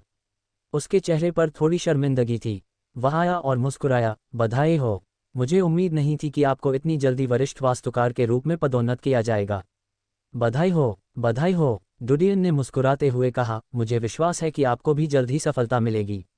मैं उस दिन का इंतजार करूंगा जब आप एक वरिष्ठ वास्तुकार बनेंगे। हेसोंग ने यहाँ अपने पहले दिन डूडियन की भावना को हराने की कोशिश की थी, लेकिन अब वे पूरी तरह से दो अलग अलग स्तरों पर थे। डूडियन का प्रोत्साहन सुनते ही हेसोंग की आंखों में आशा की किरण चमक उठी। मैं करूंगा। डूडियन ने थोड़ा सिर हिलाया और दरवाजे को धक्का दिया। उसने पत्र जमीन पर रख दिए। हेसोंग ने डूडियन के हाथों में पत्रों के ढेर पर ध्यान दिया। ये कहते हुए उसका मुंह घूम गया। फिर से डूडियन ने मंदिर द्वारा भेजे गए लिफाफे को खोजने के लिए पत्र को देखा।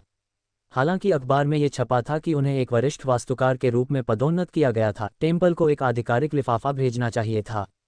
उसे वह लिफाफा मिला जिसका ढक्कन सुनहरा था। वहां 9 सितारों से ढका सिल्वा का लोगो था। यह मंदिर का आधिकारिक लोगो था। अगर दूसरे लोग इस लोगो की नकल करते हुए पाए गए तो सजा बहुत बड़ी होगी। स्टाफ सदस्य पत्रों का एक बड़ा बक्सा लाया जो सामान्य नागरिकों द्वारा भेजा गया प्रतीत होता था। डूडियन ने बड़ा बक्सा देखा तो दंग रह गया। अंदर कम से कम हजारों पत्र थे। जब उन्होंने स्टाफ सदस्य से बॉक्स नीचे रखने के लिए कहा तो वह व्यंग्यपूर्वक मुस्कुराए। डूडियन ने मंदिर द्वारा भेजा गया लिफाफा खोला। उन्होंने सामग्री की बारीकी से जांच की। इसमें लिखा था कि उन्हें एक वरिष्ठ वास्तुकार के रूप में पदोन्नत किया गया था। डूडियन ने लिफाफा बंद कर दिया, लेकिन उसे जमीन पर नहीं रखा। वह महल में गया जहां वह अपना पदक बदलने जा रहा था। जैसे ही डूडियन अपना नया पदक बदलने गया, होलीचर्च और अन्य कंसोर्टिया के शीर्ष स्तर के निदेशकों को एक जरूरी संदेश भेजा गया। क्या गिरा? माउंट एयर, बुरोंग परिवार। रुडोल्फ चौंक गया क्योंकि बटलर उसके सामने खड़ा था। ये कैसे हो सकता है? कई साल हो गए लेकिन बर्बर कभी भी एक किले पर कब्जा करने में सक्षम नहीं थे। उन्होंने ये कैसे किया? हाँ मास्टर, बटलर ने झुककर कहा, आज प्रार्थना का दिन है। ऐसा लगता है कि बर्बर लोगों को घटना के बारे में पता था और उन्होंने किले पर हमला करने के अवसर का लाभ उठाया। अब अग्रिम पंक्ति में एक आपात स्थिति है। सेना अंतर को रोकने के लिए बड़ी संख्या में सैनिकों को भेज रही है। स्थिति बहुत खतरनाक लगती है। अध्याय 319। धिक्कार है, ये बर्बर लोग बहुत चालाक हो गए हैं। रुडोल्फ का चेहरा उदास था। ये देखने के लिए कि उनका निर्णय क्या होगा, सेना में हमारे मुखबिरों से संपर्क करना सुनिश्चित करें। मैं जानना चाहता हूं कि वे क्या विकल्प चुनेंगे। अगर वे किले में घुस गए हैं तो बर्बर लोगों को लंबे समय से योजना बनानी चाहिए थी। उनका उद्देश्य इतना आसान नहीं होना चाहिए। तुरंत गाड़ी तैयार करने के अलावा मुझे एक बैठक के लिए कंसोर्टियम में जाना होगा। हाँ, बटलर ने उत्तर दिया। महल में एक और कमरा, एक शयन कक्ष जो 100 वर्ग मीटर से भी बड़ा था। कमरे के अंदर 4 मीटर चौड़े बिस्तर को गुलाबी मच्छरदानी से सजाया गया था। बिस्तर के पास एक नौकर छड़ी के साथ खड़ा था। एक आदमी और एक औरत बिस्तर के पास मेज पर बैठे थे। महिला के हाथ में एक बड़ा कागज का कार्ड था। उसके दूसरे हाथ में कानून की किताब थी। वह आराम करने और किताब पढ़ने के लिए रुकेगी। अल्पविराम, मेल परिवार, एक भव्य कार्यालय। कमरे के हर कोने में गहरा लाल कालीन बिछा हुआ था। खिड़कियों पर तितली के डिजाइन वाले हल्के सुनहरे पर्दे लगे हुए थे। सूरज की चमकती किरणें कालीन पर तितलियों के पैटर्न को प्रतिबिंबित कर रही थीं। बीच बीच में हल्की हवा के झोंके से पर्दे उड़ जाते। कमरे के ऊपर एक प्रसिद्ध अभिनेत्री का चित्र लगा हुआ था, लेकिन अब इसकी जगह एक विशाल मानचित्र ले लिया गया है। संपूर्ण विशाल दीवार की रूपरेखा को दर्शाते हुए मानचित्र पर एक बड़ा वर्ग था। मानचित्र का मध्य भाग गहरे भूरे रंग में रंगा हुआ था। वहां 4 क्षेत्र ऐसे थे जो सीवेज नालों की तरह प्रतीत होते थे। उन्होंने 3 क्षेत्रों और भीतरी दीवार का प्रतिनिधित्व किया। मानचित्र पर उन क्षेत्रों के अलावा कूड़ाघर भी बनाया गया था। अन्य क्षेत्रों की तुलना में कूड़े का ढेर अलग थलग नहीं था। आप विभिन्न क्षेत्रों की रूपरेखा स्पष्ट रूप से देखने में सक्षम हो सकते हैं। इस क्षेत्र की परिधि में छोटे छोटे काले धब्बे थे जिन पर चिन्ह अंकित थे। इस क्षेत्र के बाद शेष क्षेत्र को लाल रंग से चिन्हित किया गया था। वह इलाका जंगल था। जंगल के बाहर विशाल दीवारों का प्रतिनिधित्व करने वाली मोटी रेखाएं थीं। विशाल दीवार के बाहर बड़ी संख्या में क्षेत्र घेरे हुए थे। प्रत्येक क्षेत्र पर छोटी छोटी संख्याएं लिखी हुई थीं। सुनहरे बालों वाली एक पतली लड़की जो झरने की तरह उसके कंधों पर गिर रही थी, शानदार नक्शे के सामने कुर्सी पर बैठी थी। अन्य कुलीन महिलाओं की तुलना में उनका स्वभाव भिन्न था। वह एक सक्षम व्यक्ति की तरह लग रही थी। उसने काले रंग की स्कर्ट और ऊपर गहरे लाल रंग के कपड़े पहने हुए थे। आमतौर पर उनके पिता इस पद पर बैठते थे, लेकिन अभी वह इस सीट पर बैठी हैं। वह मेल के परिवार की मिस सारा थी। मिस, बर्बर लोगों ने किला तोड़ दिया है। सेना को क्षेत्र को घेरना चाहिए, है ना? उसके पास खड़ी बड़ी बड़ी आंखों वाली एक नौकरानी फुसफुसाई। उसकी पोशाक आम लड़कियों से अलग थी क्योंकि उसके कपड़े अधिक तटस्थ लग रहे थे। उसके छोटे भूरे बाल थे। पहली नज़र में आप उसे एक दुबला पतला हैंडसम लड़का समझने की गलती कर बैठेंगे। हालांकि उसकी बड़ी उभरी हुई छाती ने उसके सेक्स को धोखा दे दिया। सारा ने अपने सामने छोटे मानचित्र को देखा। हालांकि सेना उन्हें पीछे धकेलने के लिए अपनी सेना पर ध्यान केंद्रित कर सकती है, फिर भी बर्बर लोग अन्य किले पर हमला करने का अवसर लेंगे। ये बर्बर लोगों की एक रणनीति है। बर्बर लोगों को पर्यावरण के बारे में ज्ञान होना चाहिए। वे इतने चालाक कैसे हो सकते हैं? नौकरानी हैरान थी। सारा ने धीरे से कहा, दूसरों पर हमला करना मानव स्वभाव में है। हम उन जानवरों की तरह हैं जो शिकार करने के लिए पैदा हुए हैं। लंबे समय में यदि वे नहीं बढ़ते हैं और बढ़ते हैं तो उन्हें मानचित्र से हटा दिया जाएगा। इसके अलावा उन्होंने आक्रमण के लिए प्रार्थना दिवस का लाभ उठाया है। ऐसा लगता है कि उनके पास स्मार्ट और सक्षम नेता हैं। मुझे डर है कि युद्ध लंबा चलेगा। शापित सैनिक, ये सिर्फ एक किला था। नौकरानी ने सारा के चेहरे पर गुस्से के भाव देखे। उसे डर नहीं था, लेकिन सारा के लिए चिंतित थी। यदि युद्ध लंबा चला तो हमारे संघ का नुकसान बहुत बड़ा होगा। लाल मेपल पहाड़ किले के पीछे हैं। बर्बर लोग पहाड़ों पर आक्रमण करने के लिए बाध्य हैं। वहाँ का इलाका ऐसा है कि बचाव करना बहुत आसान है, लेकिन हमला करना कठिन है। ये बर्बर लोगों द्वारा आक्रमण किया गया पहला गढ़ है। यदि युद्ध में देरी हुई तो हमारे संघ की नींव हिल जाएगी। हम प्रतिस्पर्धा में अपना पैर खो देंगे। Scott consortium. सारा ने उसकी ओर देखा और मुस्कुराई। ये सभी वर्ष जो तुमने मेरे साथ बिताए हैं, व्यर्थ नहीं गए। तुम्हारी आंखें अच्छी हैं। नौकरानी चौंक गई। ऐसा इसलिए है क्योंकि उस युवती ने मेरा अच्छा पालन पोषण किया है। सारा मुस्कुराई। तो आइए इस अवसर का उपयोग आपके ज्ञान का परीक्षण करने के लिए करें। तो आपके अनुसार हमें क्या करना चाहिए? नौकरानी ने पीछे मुड़कर देखा। मिस, आपने कहा था कि खनन उद्योग हमारे कंसोर्टियम और स्कॉट कंसोर्टियम के बीच युद्ध का मैदान है। इसके अलावा रेड मेपल पर्वत मैलन कंसोर्टियम की वित्तीय नींव हैं, इसलिए हम इसे नहीं खो सकते हैं। एकमात्र तरीका यह है कि हम अस्थायी रूप से सेना को युद्ध की आपूर्ति के साथ लोड कर सकते हैं और उनके बोझ को साझा कर सकते हैं। इस तरह वे बर्बर लोगों को बाहर निकाल सकते हैं और युद्ध को समाप्त कर सकते हैं। हम ऋण इकट्ठा करने के लिए अपना समय ले सकते हैं। हालांकि भले ही सेना इसे वापस भुगतान न करे, यदि सेना हमारी सेवाओं के लिए उन पर बकाया हो तो ये हमारे संघ के लिए अधिक सुविधाजनक होगा। सारा मुस्कुराई। तुम छोटे शैतान हो। विचार बहुत अच्छा है। नौकरानी की आंखें चमक उठीं। यह आपकी शिक्षाओं के कारण है। सारा ने अपनी आंखें पीछे हटा लीं। यह विचार अच्छा है, लेकिन संभव नहीं है। अन्य संघ और सेना भी इस पद्धति के बारे में सोच सकते हैं, इसलिए यह प्रभावी नहीं होगा। इसके अलावा आप सेना की पृष्ठभूमि और विरासत को कम आंक रहे हैं। यदि वे वास्तव में चाहते हैं तो वे इन बर्बर लोगों को एक पल में निष्कासित कर सकते हैं। नौकरानी चौंक गई। वह फिर सेना कार्रवाई क्यों नहीं करती? अगर बर्बर लोग इसे नष्ट कर देंगे तो सेना की प्रतिष्ठा खो जाएगी। लिसा, तुम अभी भी पर्याप्त अनुभवी नहीं हो। सारा ने मेज पर धीरे से अपनी उंगलियां थपथपाईं। सेना सहित हर संग दुश्मन है। आप इसे बेहतर ढंग से याद रखें। यदि हम इस दुनिया में पैदा हुए हैं तो टकराव अपरिहार्य है। इसलिए जब तक यह एक महत्वपूर्ण क्षण नहीं है, हम अपने सबसे मूल्यवान कार्ड उजागर नहीं करेंगे। प्रसिद्धि और प्रतिष्ठा। अगर हम इच्छुक नहीं हैं तो जनता की आंखें नहीं देख पाएंगी। लिसा नामक नौकरानी चौंक गई। वह झुकी। Miss, you are smart. कम से कम मैं अपने भाई से बेहतर हूँ। सारा की आंखें चमक उठीं। वह केवल पवित्र चर्च का अनुसरण करना जानता है। नाइट ऑफ लाइट होने का क्या फ़ायदा? एक कमीना। लिसा का चेहरा थोड़ा बदल गया क्योंकि उसने कुछ भी कहने की हिम्मत नहीं की। तैयारी करें। मैं बैठक में भाग लेने और इस बारे में चर्चा देखने के लिए इंतजार नहीं कर सकता कि वे लाल मेपल पहाड़ों में खदानों की समस्या को कैसे हल करेंगे। यदि चाचा रूडोल्फ उचित समाधान नहीं निकाल सकते हैं तो उन खदानों के कारण बुरोंग परिवार को बहुत कुछ खोना होगा। और यदि वे इस स्तर पर हार जाते हैं तो वे मेल के परिवार के साथ बराबरी पर कैसे खड़े हो सकते हैं? यदि रूडोल्फ की अदूरदर्शिता के कारण नहीं तो मंदिर के इतिहास में सबसे प्रतिभाशाली वास्तुकार डीन ऐसा करेंगे। अब हम हमारे संघ के सदस्य बन गए हैं। हम पहले ही 3 क्षेत्रों के भीतर आर्थिक शक्तियों को एकीकृत कर चुके होंगे। सारा ने ठंडे स्वर में कहा। लिसा ने उस पर नजर डालते हुए सिर हिलाया, लेकिन उसने कुछ नहीं कहा। अल्पविराम। अल्पविराम। तत्वों का मंदिर। डूडियन ने अपना पहचान पदक दिखाया और कई प्रक्रियाओं से गुजरा। अंततः उन्हें अपना वरिष्ठ वास्तुकार पदक प्राप्त हुआ। इसके अलावा उन्हें उपहार स्वरूप 50,000 सोने के सिक्के भी दिए गए।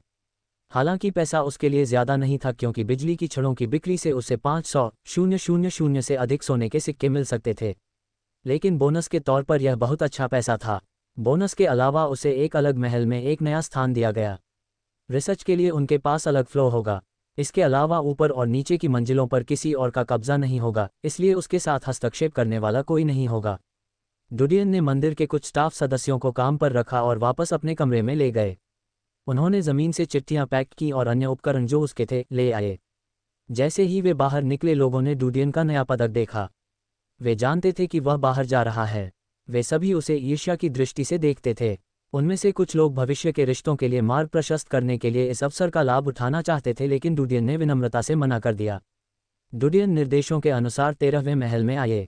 उसने दरवाजे पर सूचना दी और एक ऐसी ही आकृति देखी जिसने उसे भी नोटिस किया। वे दोनों चौंक गए। उस व्यक्ति के चेहरे पर कड़ी मुस्कान थी। मैंने सुना है कि आप वरिष्ठ वास्तुकार बन गए हैं। बधाई हो। टिफ़नी को इतनी जल्दी लड़के से मिलने की उम्मीद नहीं थी। आखिरी बार वह तब असफल हुई थी जब उन दोनों ने अदालत में गुहार लगाई थी। लड़के द्वारा आविष्कृत क्रॉसबो की उनके द्वारा आलोचना की गई थी, लेकिन इसने बहुत ऊंचे पुरस्कार जीते थे। यह न केवल उसके स्वयं के कार्यों से बेहतर था, बल्कि उसके शिक्षक का 3 सितारा सांप क्रॉसबो भी लड़के के आविष्कार से कमतर था। इससे उस पर गहरा प्रभाव पड़ा, लेकिन सबसे गहरा विचार जो लड़के से मिला वह शिक्षक को श्रद्धांजलि के बारे में उसका शब्द था। उसने बड़ी मेहनत से अपने नए आविष्कार पर शोध किया था और वह उस चरण में थी जहां उसने इसे अंतिम रूप दिया था। हालांकि उसने एक बार फिर लड़के के उत्कृष्ट आविष्कार से उत्पन्न हंगामे को सुना। इसके अलावा यह एक क्रॉस फैक्शन आविष्कार था जिसने उन्हें एक दुर्लभ डबल फैक्शन वास्तुकार बना दिया। इसके अलावा लड़का वरिष्ठ वास्तुकार के पद तक पहुंच गया था और उसके बराबर के स्तर पर था। इससे भी अधिक अप्रत्याशित रूप से बाद वाले को उसके साथ उसी महल में नियुक्त किया गया। डुडियन को इस महल में उस महिला से मिलने की उम्मीद नहीं थी। दरअसल उन दोनों के बीच जो बात हुई थी वह उसके दिल पर नहीं लगी थी। यह एक हवा की तरह थी जो पहले ही गुजर चुकी थी। मैंने नहीं सोचा था कि आप यहाँ होंगे। ऐसा लगता है कि भविष्य में हम पड़ोसी होंगे। डुडियन के चेहरे पर सुकून भरी मुस्कान देखकर टिफ़नी का दिल पसीज गया। वह नहीं जानती थी कि अगर डुडियन उन दोनों के बीच की मूल समस्या के कारण उसके खिलाफ गुस्सा रखता है तो वह कैसे प्रतिक्रिया दे। टिफ़नी मुस्कुराई जब उसके दिल में समस्या मंडरा रही थी। मैं 9वें महल में थी लेकिन यहाँ आ गई। मैंने नहीं सोचा था कि मैं आपसे मिल पाऊंगी। अगर आपको भविष्य में किसी मदद की ज़रूरत हो तो मुझे बताएं। धन्यवाद। डुडियन मुस्कुराया। वरिष्ठ आर्किटेक्ट बहुत सारे कनेक्शन वाले लोग थे, इसलिए उन्हें दुश्मनों के बजाय दोस्त के रूप में रखना बेहतर था। टिफ़नी ने मंदिर के कर्मचारियों द्वारा उठाए गए विशाल सामान को देखा जो डुडियन के पीछे खड़ा था। आप अभी आए हैं तो आपको कौन सा भवन सौंपा गया है? मैं आपको ले जाऊंगा। चिंता मत करो, मैं खुद को ढूंढ लूंगा। तुम व्यस्त हो, ये ठीक है, टिफ़नी ने उत्तर दिया। डुडियन ने फिर मना नहीं किया और उसे इमारत का नाम बता दिया। टिफ़नी ने औपचारिकताओं को संभालने में उसकी मदद की और इमारत की चाबियां प्राप्त कीं। डुडियन ने टिफ़नी को विदाई दी और इमारत की विभिन्न मंजिलों की जांच की। वहां कुछ फर्नीचर बिखरा हुआ था। वह उन्हें व्यवस्थित करने में बहुत आलसी था क्योंकि उसने इस जगह को एक अस्थायी पड़ाव के रूप में देखा था। उसका लक्ष्य बहुत ऊंचा था। अल्पविराम अल्पविराम। गोधूली बेला में डुडियन अपने महल में वापस गया और देखा कि रेयान का परिवार नौकर महल में उसका इंतजार कर रहा था। उस व्यक्ति ने डुडियन को बातें समझाईं जिससे वह अपने महल से निकलकर रेयान परिवार के पास चला गया। 2 घंटे बाद डुडियन रेयान महल की दूसरी मंजिल पर दिखाई दिए। अध्ययन कक्ष में बूढ़े फुलिन और सैंडर मौजूद थे। मैंने अभी सुना, बूढ़े फुलिन ने धीमे स्वर में कहा, बर्बर लोगों ने एक किले को तोड़ दिया है। उनका लक्ष्य किले के पीछे के लाल मेपल पहाड़ों को लगता है। यदि सेना पर्याप्त तेजी से कार्रवाई नहीं करती है तो वे लाल मेपल पहाड़ों में प्रवेश करने में सक्षम होंगे। यदि वे प्रतिक्रिया करने में धीमे हैं तो यह एक लंबा युद्ध होगा। डुडियन की आंखें चमक उठीं और उन्होंने सोचा, कौन सा भगवान लाल मेपल पहाड़ों का मालिक है? वे किस संघ से संबद्ध हैं? यह मेलॉन कंसोर्टियम की साइट है। बूढ़े फुलिन ने उत्तर दिया। डुडियन चौंका। बूढ़े फुलिन और सैंडर चुपचाप खड़े रहे। डुडियन ने एक क्षण के बाद अपना सिर उठाया। आप बर्बर लोगों के बारे में कितना जानते हैं? बूढ़े फुलिन ने पूछा, क्या आप मदद करना चाहते हैं? यह ऐसा कुछ नहीं है जिसमें हम हस्तक्षेप कर सकें। बर्बर लोग भयंकर हैं और उनका नेतृत्व एक बहादुर और कुशल सैन्य सलाहकार करता है। इसके अलावा उनकी पंक्तियों में खूनी बर्बर लोग भी हैं। वे शिकारियों की तरह ही भयंकर हैं। खासकर जब वे पागल होते हैं तो उनकी ताकत और शक्तियां बहुत बढ़ जाती हैं। चुप खड़े डुडियन की आंखें चमक उठीं। वह एक क्षण के बाद उठ खड़ा हुआ। मेलन हमारे हाल के कार्यों को देखने के लिए जांच करेगा। आप किसी भी चीज़ में शामिल न हों क्योंकि मैं इस मामले को संभाल लूंगा। बूढ़े फुलिन ने उसकी ओर देखा। हम आप पर भरोसा करेंगे। डूडियन ने अपना कोट पहनते समय थोड़ा सिर हिलाया। बूढ़े फुलिन नीचे जाना चाहते थे लेकिन डूडियन ने उन्हें रोक दिया। मास्टर सैंडर को मुझे विदा करने दीजिए। आपको आराम करना चाहिए। बूढ़ा फुलिन झिझका लेकिन अंत में अपना सिर हिलाया। रेयान परिवार को छोड़ने के बाद डूडियन ने कोचमैन को पास के एक होटल में जाने का आदेश दिया। बहुत देर हो गई है, हमें यहीं सोना चाहिए। उसने 2 कमरे किराए पर लिए, एक अपने लिए और दूसरा कोचवान के लिए। रात गहराने पर डूडियन ने धीरे से खिड़की खोली और बाहर चला गया। अध्याय 320। बाहर कर्फ्यू का समय था। डूडियन सड़क पर आगे की ओर उड़ गया क्योंकि उसने पहले से ही सैनिकों से बचने के लिए अपनी तीव्र इंद्रियों पर भरोसा किया था। वह जंगल में आया और पूरी लाइन पार कर गया। उसे बाहरी इलाके के छोटे शहर तक पहुंचने में ज़्यादा समय नहीं लगा। यह एक जीर्ण शीर्ण शहर था जहां सैनिकों का वेतन बहुत कम था। उनमें से कुछ ऊँघने लगे जबकि अन्य शहर के प्रवेश द्वार पर बातें कर रहे थे। उनमें से अधिकांश प्रार्थना दिवस के कर्तव्यों के कारण क्षेत्र को नियंत्रित करने में बहुत आलसी थे। कसाई के पास पहुंचते ही डूडियन ने मास्क पहन रखा था। वह अभी भी एक आयनबैग सुअर खरीदने जा रहा था। अधेड़ उम्र का कसाई डूडियन को बहुत पहले से पहचानता था। उसने डूडियन को आयनबैग सुअर दे दिया जिसे पहले ही मार दिया गया था। कसाई का सबसे छोटा बेटा जो सोया नहीं था, बाहर आया और डूडियन को देखा। वह लगभग डर के मारे चिल्लाने लगा लेकिन कसाई ने उसे डांटा। उसकी पत्नी बच्चे को वापस कमरे में ले गई। कमरे से केवल फुसफुसाहटें निकल रही थीं जिन्हें स्वाभाविक रूप से आम लोग सुन नहीं सकते थे लेकिन डूडियन के कानों से बच नहीं सकते थे। डूडियन ने सुना कि कसाई की पत्नी उसके बारे में बात नहीं कर रही थी, इसलिए वह आश्वस्त हो गया। उसने लोहे की बड़ी पीठ उठाई और चला गया। कसाई इस बात से अधिक आश्वस्त था कि उसे उन दोनों के बीच हुए लेन देन का भंडाफोड़ करना चाहिए। अगर यह बात फैल गई तो इसका खामियाजा उसे ही भुगतना पड़ेगा। डूडियन शहर के बाहर नदी के किनारे गया। उसे गश्त करते हुए कोई सिपाही नजर नहीं आया। विकिरण क्षेत्र में जाने के लिए उसने उसी तस्करी मार्ग का उपयोग किया। हालांकि इस बार बॉर्डर पर ज़्यादा लोग थे। वह कुछ देर तक देखता रहा कि वहां से गुजरने के लिए कोई जगह मिल जाए। बैरियर पार करने के बाद डूडियन पुरानी बिल्डिंग में गए। डूडियन ने देखा कि स्प्लिटी पेट के बल सो रही थी। हालांकि जैसे ही वह तहखाने में दाखिल हुआ वह खड़ा हो गया। इसके दरांती जैसे अगले अंग टंगस्टन स्टील को छूते थे। लोहे के खंभों से झनकृत ध्वनियां गूंजती थीं मानो अनगिनत तलवारें एक दूसरे पर वार कर रही हों और उन्हें खरोंच रही हों। डूडियन ने आयनबैग सुअर को कई हिस्सों में काटा और उसे हमेशा की तरह अंदर फेंक दिया। स्प्लिटी को खाना खत्म करने में कुछ पल लगे। उसने नीचे देखा जैसे उसे पता हो कि आज रात को और खाना नहीं मिलेगा। डूडियन स्प्लिटी को आज्ञाकारी देखकर खुश हुआ। इसके अलावा वह उस नवजात शिशु के खून का उपयोग नहीं कर रहा था जिसे उसने तब मार डाला था। ऐसा लगता है कि स्प्लिटी गंध पर निर्भर नहीं थी और जानती थी कि डूडियन इसके लिए अजनबी नहीं था। भले ही डूडियन पिंजरे के पास बैठा हो, उसका उस पर हमला करने का कोई इरादा नहीं था। डूडियन पिंजरे के पास बैठकर मुस्कुराया। हालांकि वह जानता था कि स्प्लिटी उसे नहीं समझती। उसने लगातार बात करते हुए अपना दिल खोल दिया। बंज पहाड़ के इस टूटे घर में सुनसान रात में एक जानवर और एक आदमी फुसफुसाते थे। आधे घंटे के बाद डूडियन बेसमेंट से बाहर चला गया। वह मृत्यु मार्ग की दिशा में चला गया। वहां एक किला था जो प्रकाश के शूरवीरों का छोटा मुख्यालय था जो पहाड़ और मृत्यु मार्ग के बीच में था। इसका उद्देश्य शिकारियों को बिना अनुमति के शहर में जाने से रोकना था। हालांकि उसके जैसे विशेष गुप्त क्षमताओं वाले शिकारियों को रोकना बहुत मुश्किल था। डूडियन किले से काफी दूर रुक गए। उसने निरीक्षण करने के लिए अपनी दूरबीन निकाली। सब कुछ सामान्य लग रहा था और ऐसा लग रहा था जैसे विभाजन के कारण हुआ विनाश एक भ्रम के अलावा और कुछ नहीं था। वह कुछ देर तक झिझके लेकिन अंत में अतिरिक्त जोखिम लेने का विचार छोड़ दिया। वह जानता था कि यदि वह स्वतंत्र रूप से घूमना चाहता है तो उसके पास पवित्र चर्च में एक बेहतर पृष्ठभूमि होनी चाहिए। वापस जाते समय डूडियन दूसरे किले में चला गया। उनका निर्देशन दुर्ग राजा था जिस पर बर्बर लोगों का कब्जा था।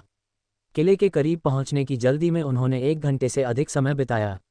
रास्ते में उसकी मुलाकात कुछ बर्बर दलों से हुई जो किले की ओर बढ़ रहे थे। डूडियन ने हमला नहीं किया। उसे पुस्तकालय से बर्बर लोगों के बारे में जानकारी नहीं मिल सकी।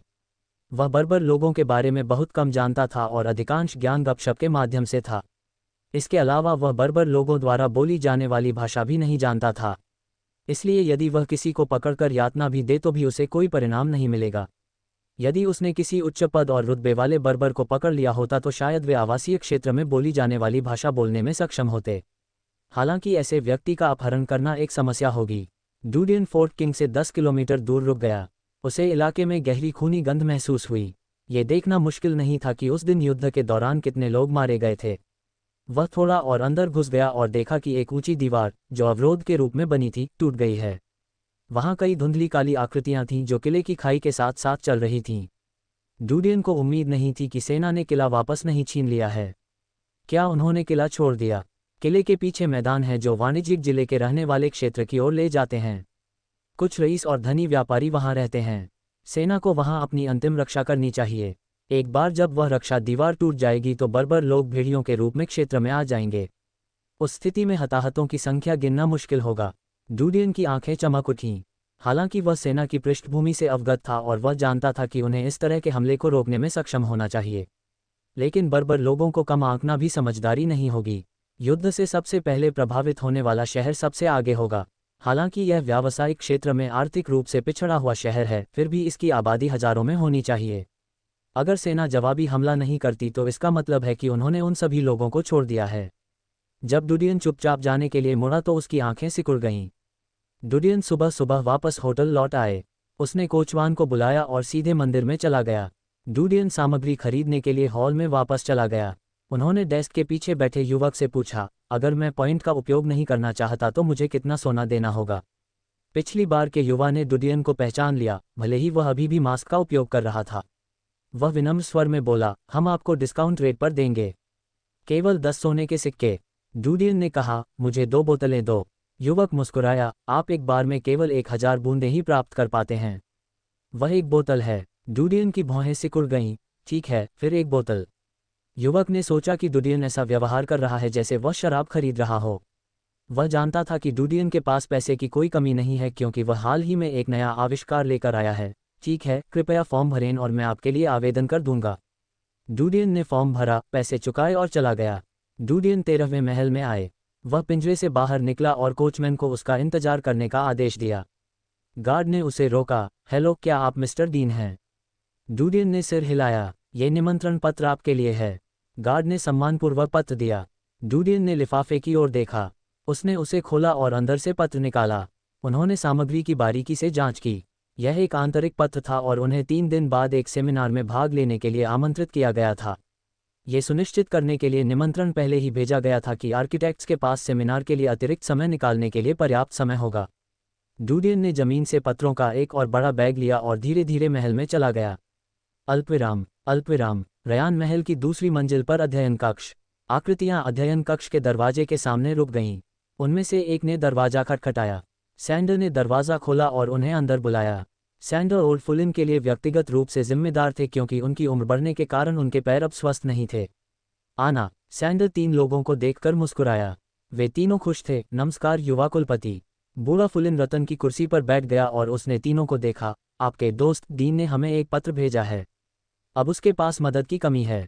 आप लोग लंबे समय से यहाँ हैं और आपने अभिजात वर्ग के बुनियादी रीति रिवाजों, नियमों, प्राथमिकताओं, जीवन शैली और कपड़ों को समझ लिया है। अब डीन को आपकी ज़रूरत है। मुझे उम्मीद है कि आप उसके लिए उपयोगी होंगे। बूढ़ा फुलिन मुस्कुराया, आगे बढ़ो, शुभकामनाएं। हाँ। बार्टन और अन्य 2 झुके। तीनों ने अध्ययन कक्ष छोड़ दिया और डूडियन के महल के लिए रवाना होने के लिए रयान परिवार की गाड़ी का इस्तेमाल किया। वे तीनों उत्साहित थे। बार्टन ने धीमी आवाज में कहा, आखिरकार हम डीन के साथ काम करने में सक्षम हैं। कुआं। जोसेफ कान से कान तक मुस्कुराया, लेकिन हम उसे अब और नहीं बुला सकते। हमें उन्हें मिस्टर डीन या यंग मास्टर कहना चाहिए। मैं नहीं सोच सकता कि उनकी मदद के बिना हमारा अंत कैसे होगा। अगर हमने अलग रास्ता अपनाया होता तो शायद हमारा जीवन सुअरों से अलग नहीं होता। क्रोएन की आंखें चमक उठीं। बार्टन मुस्कुराया, आप गलत हैं। सुअरों के पास हमसे कहीं अधिक खाने को होगा। जोसेफ हंसे। डीन, अरे नहीं, हमें उसे भगवान कहना चाहिए। उसने कहा था कि वह हमें कुछ बड़े व्यवसाय करने के लिए ले जाएगा। अब वह टेम्पल ऑफ एलिमेंट्स में एक वरिष्ठ वास्तुकार है। दैनिक रिपोर्टों के अनुसार वह एक रत्न की तरह उज्ज्वल चरित्र है। हमने वास्तव में गलत विकल्प नहीं बनाया है। हमारा भविष्य अच्छा होने जा रहा है। क्रोएन मुस्कुराए, उस कारण को मत भूलिए जिस कारण से युवा मास्टर ने हमें अपने साथ लिया है। पहली बात यह है कि वह हम पर भरोसा करते हैं और दूसरी बात यह है कि हम साफ सुथरे हैं। आपको अतीत की बातें याद हैं। अगर हमसे कोई गलती हुई है तो हम। बार्टन ने गंभीर स्वर में कहा, यदि उजागर हुआ तो हमें गिरफ्तार कर लिया जाएगा या मार भी दिया जाएगा। हम उस मामले में युवा मास्टर को शामिल नहीं कर सकते। जोसेफ और क्रोएन ने उसके कंधे थपथपाए। क्रोएन ने कहा, देखो आप किस बारे में बात कर रहे हैं। क्या हम उस तरह के लोग हैं जो अपने भाइयों को बेच देंगे? बार्टन की अभिव्यक्ति नर्म हो गई। मैं आप लोगों से अवगत हूँ। ठीक है, जोसेफ ने आगे कहा, हमें सावधान रहना चाहिए। वह एक उभरता सितारा है और अन्य संघों की नज़रें उस पर हैं। अल्पविराम अल्पविराम। मास्टर, 3 लोग आपसे मिलने आए हैं, निकोलस ने सूचना दी। डूडियन ने एक लिफाफा बंद किया। उन्हें अंदर आने दो। हाँ। निकोलस दूर हो गया। एक क्षण के बाद वह बार्टन और अन्य 2 के साथ वापस लौट आया। डूडियन ने पत्र देखना बंद कर दिया और तीनों की ओर देखा। उन्हें देखे हुए बहुत दिन हो गए। वे अपने अतीत के डरपोक लुक से बिल्कुल अलग दिख रहे थे। पहली नज़र में ये सोचना बहुत मुश्किल होगा कि वे झुग्गी झोपड़ियों से निकले हैं। हालांकि अगर आप ध्यान से देखेंगे तो आपको उनमें खामियां नजर आएंगी। बार्टन की गर्दन पर दाने थे जो विकिरण के कारण हुए थे। क्रोएन का बायां हाथ उसकी कोहनी तक बड़ा हो गया था और यह उसकी आस्तीन के नीचे छिपा हुआ था। डूडियन को पता था कि निकोलस को इन सभी बिंदुओं पर ध्यान देना चाहिए था। उन्होंने शांति से तीनों से कहा, बहुत दिनों से नहीं मिले, बैठ जाओ। तीनों ने डूडियन के स्वभाव को नोट किया। बार्टन ने पुकारा, डे यंग मास्टर, आप हमसे क्या चाहते हैं? डूडियन ने अपना कॉल सही नहीं किया। उसने देखा कि वे बहुत बड़े हो गए थे और उनके पात्र अधिक सतर्क थे। उन्होंने लापरवाही से एक दूसरे के रिश्ते को उजागर नहीं किया। बार्टन, क्या आप पवित्र चर्च में विश्वास करते हैं? बार्टन चौंका। उसे समझ नहीं आया कि डूडियन ने यह सवाल क्यों पूछा। उसने निकोलस की ओर देखा और ईमानदारी से कहा, मुझे संदेह है। उसका उत्तर सुनकर डूडियन मुस्कुराया। निकोलस भी मुस्कुराते हुए उत्सुकता से डूडियन की ओर देखने लगा। अब से आप पवित्र चर्च के दृढ़ विश्वासी हैं? बार्टन ने अपनी आंखें झपकाईं। डूडियन मुस्कुराए, आप प्रकाश के शूरवीर के रूप में पवित्र चर्च में प्रवेश करेंगे। बार्टन ने शर्मिंदा स्वर में कहा, मास्टर, मुझे अच्छा लगेगा लेकिन वे मुझे स्वीकार नहीं करेंगे। यही मेरी समस्या है। डूडियन ने मुस्कुराते हुए कहा, आप केवल पवित्र चर्च में प्रवेश करने और व्यवस्था के प्रति निष्ठा बनाने के लिए जिम्मेदार हैं। बार्टन को एहसास हुआ, मास्टर, क्या आप चाहते हैं कि मैं एक अंदरूनी सूत्र बनूं?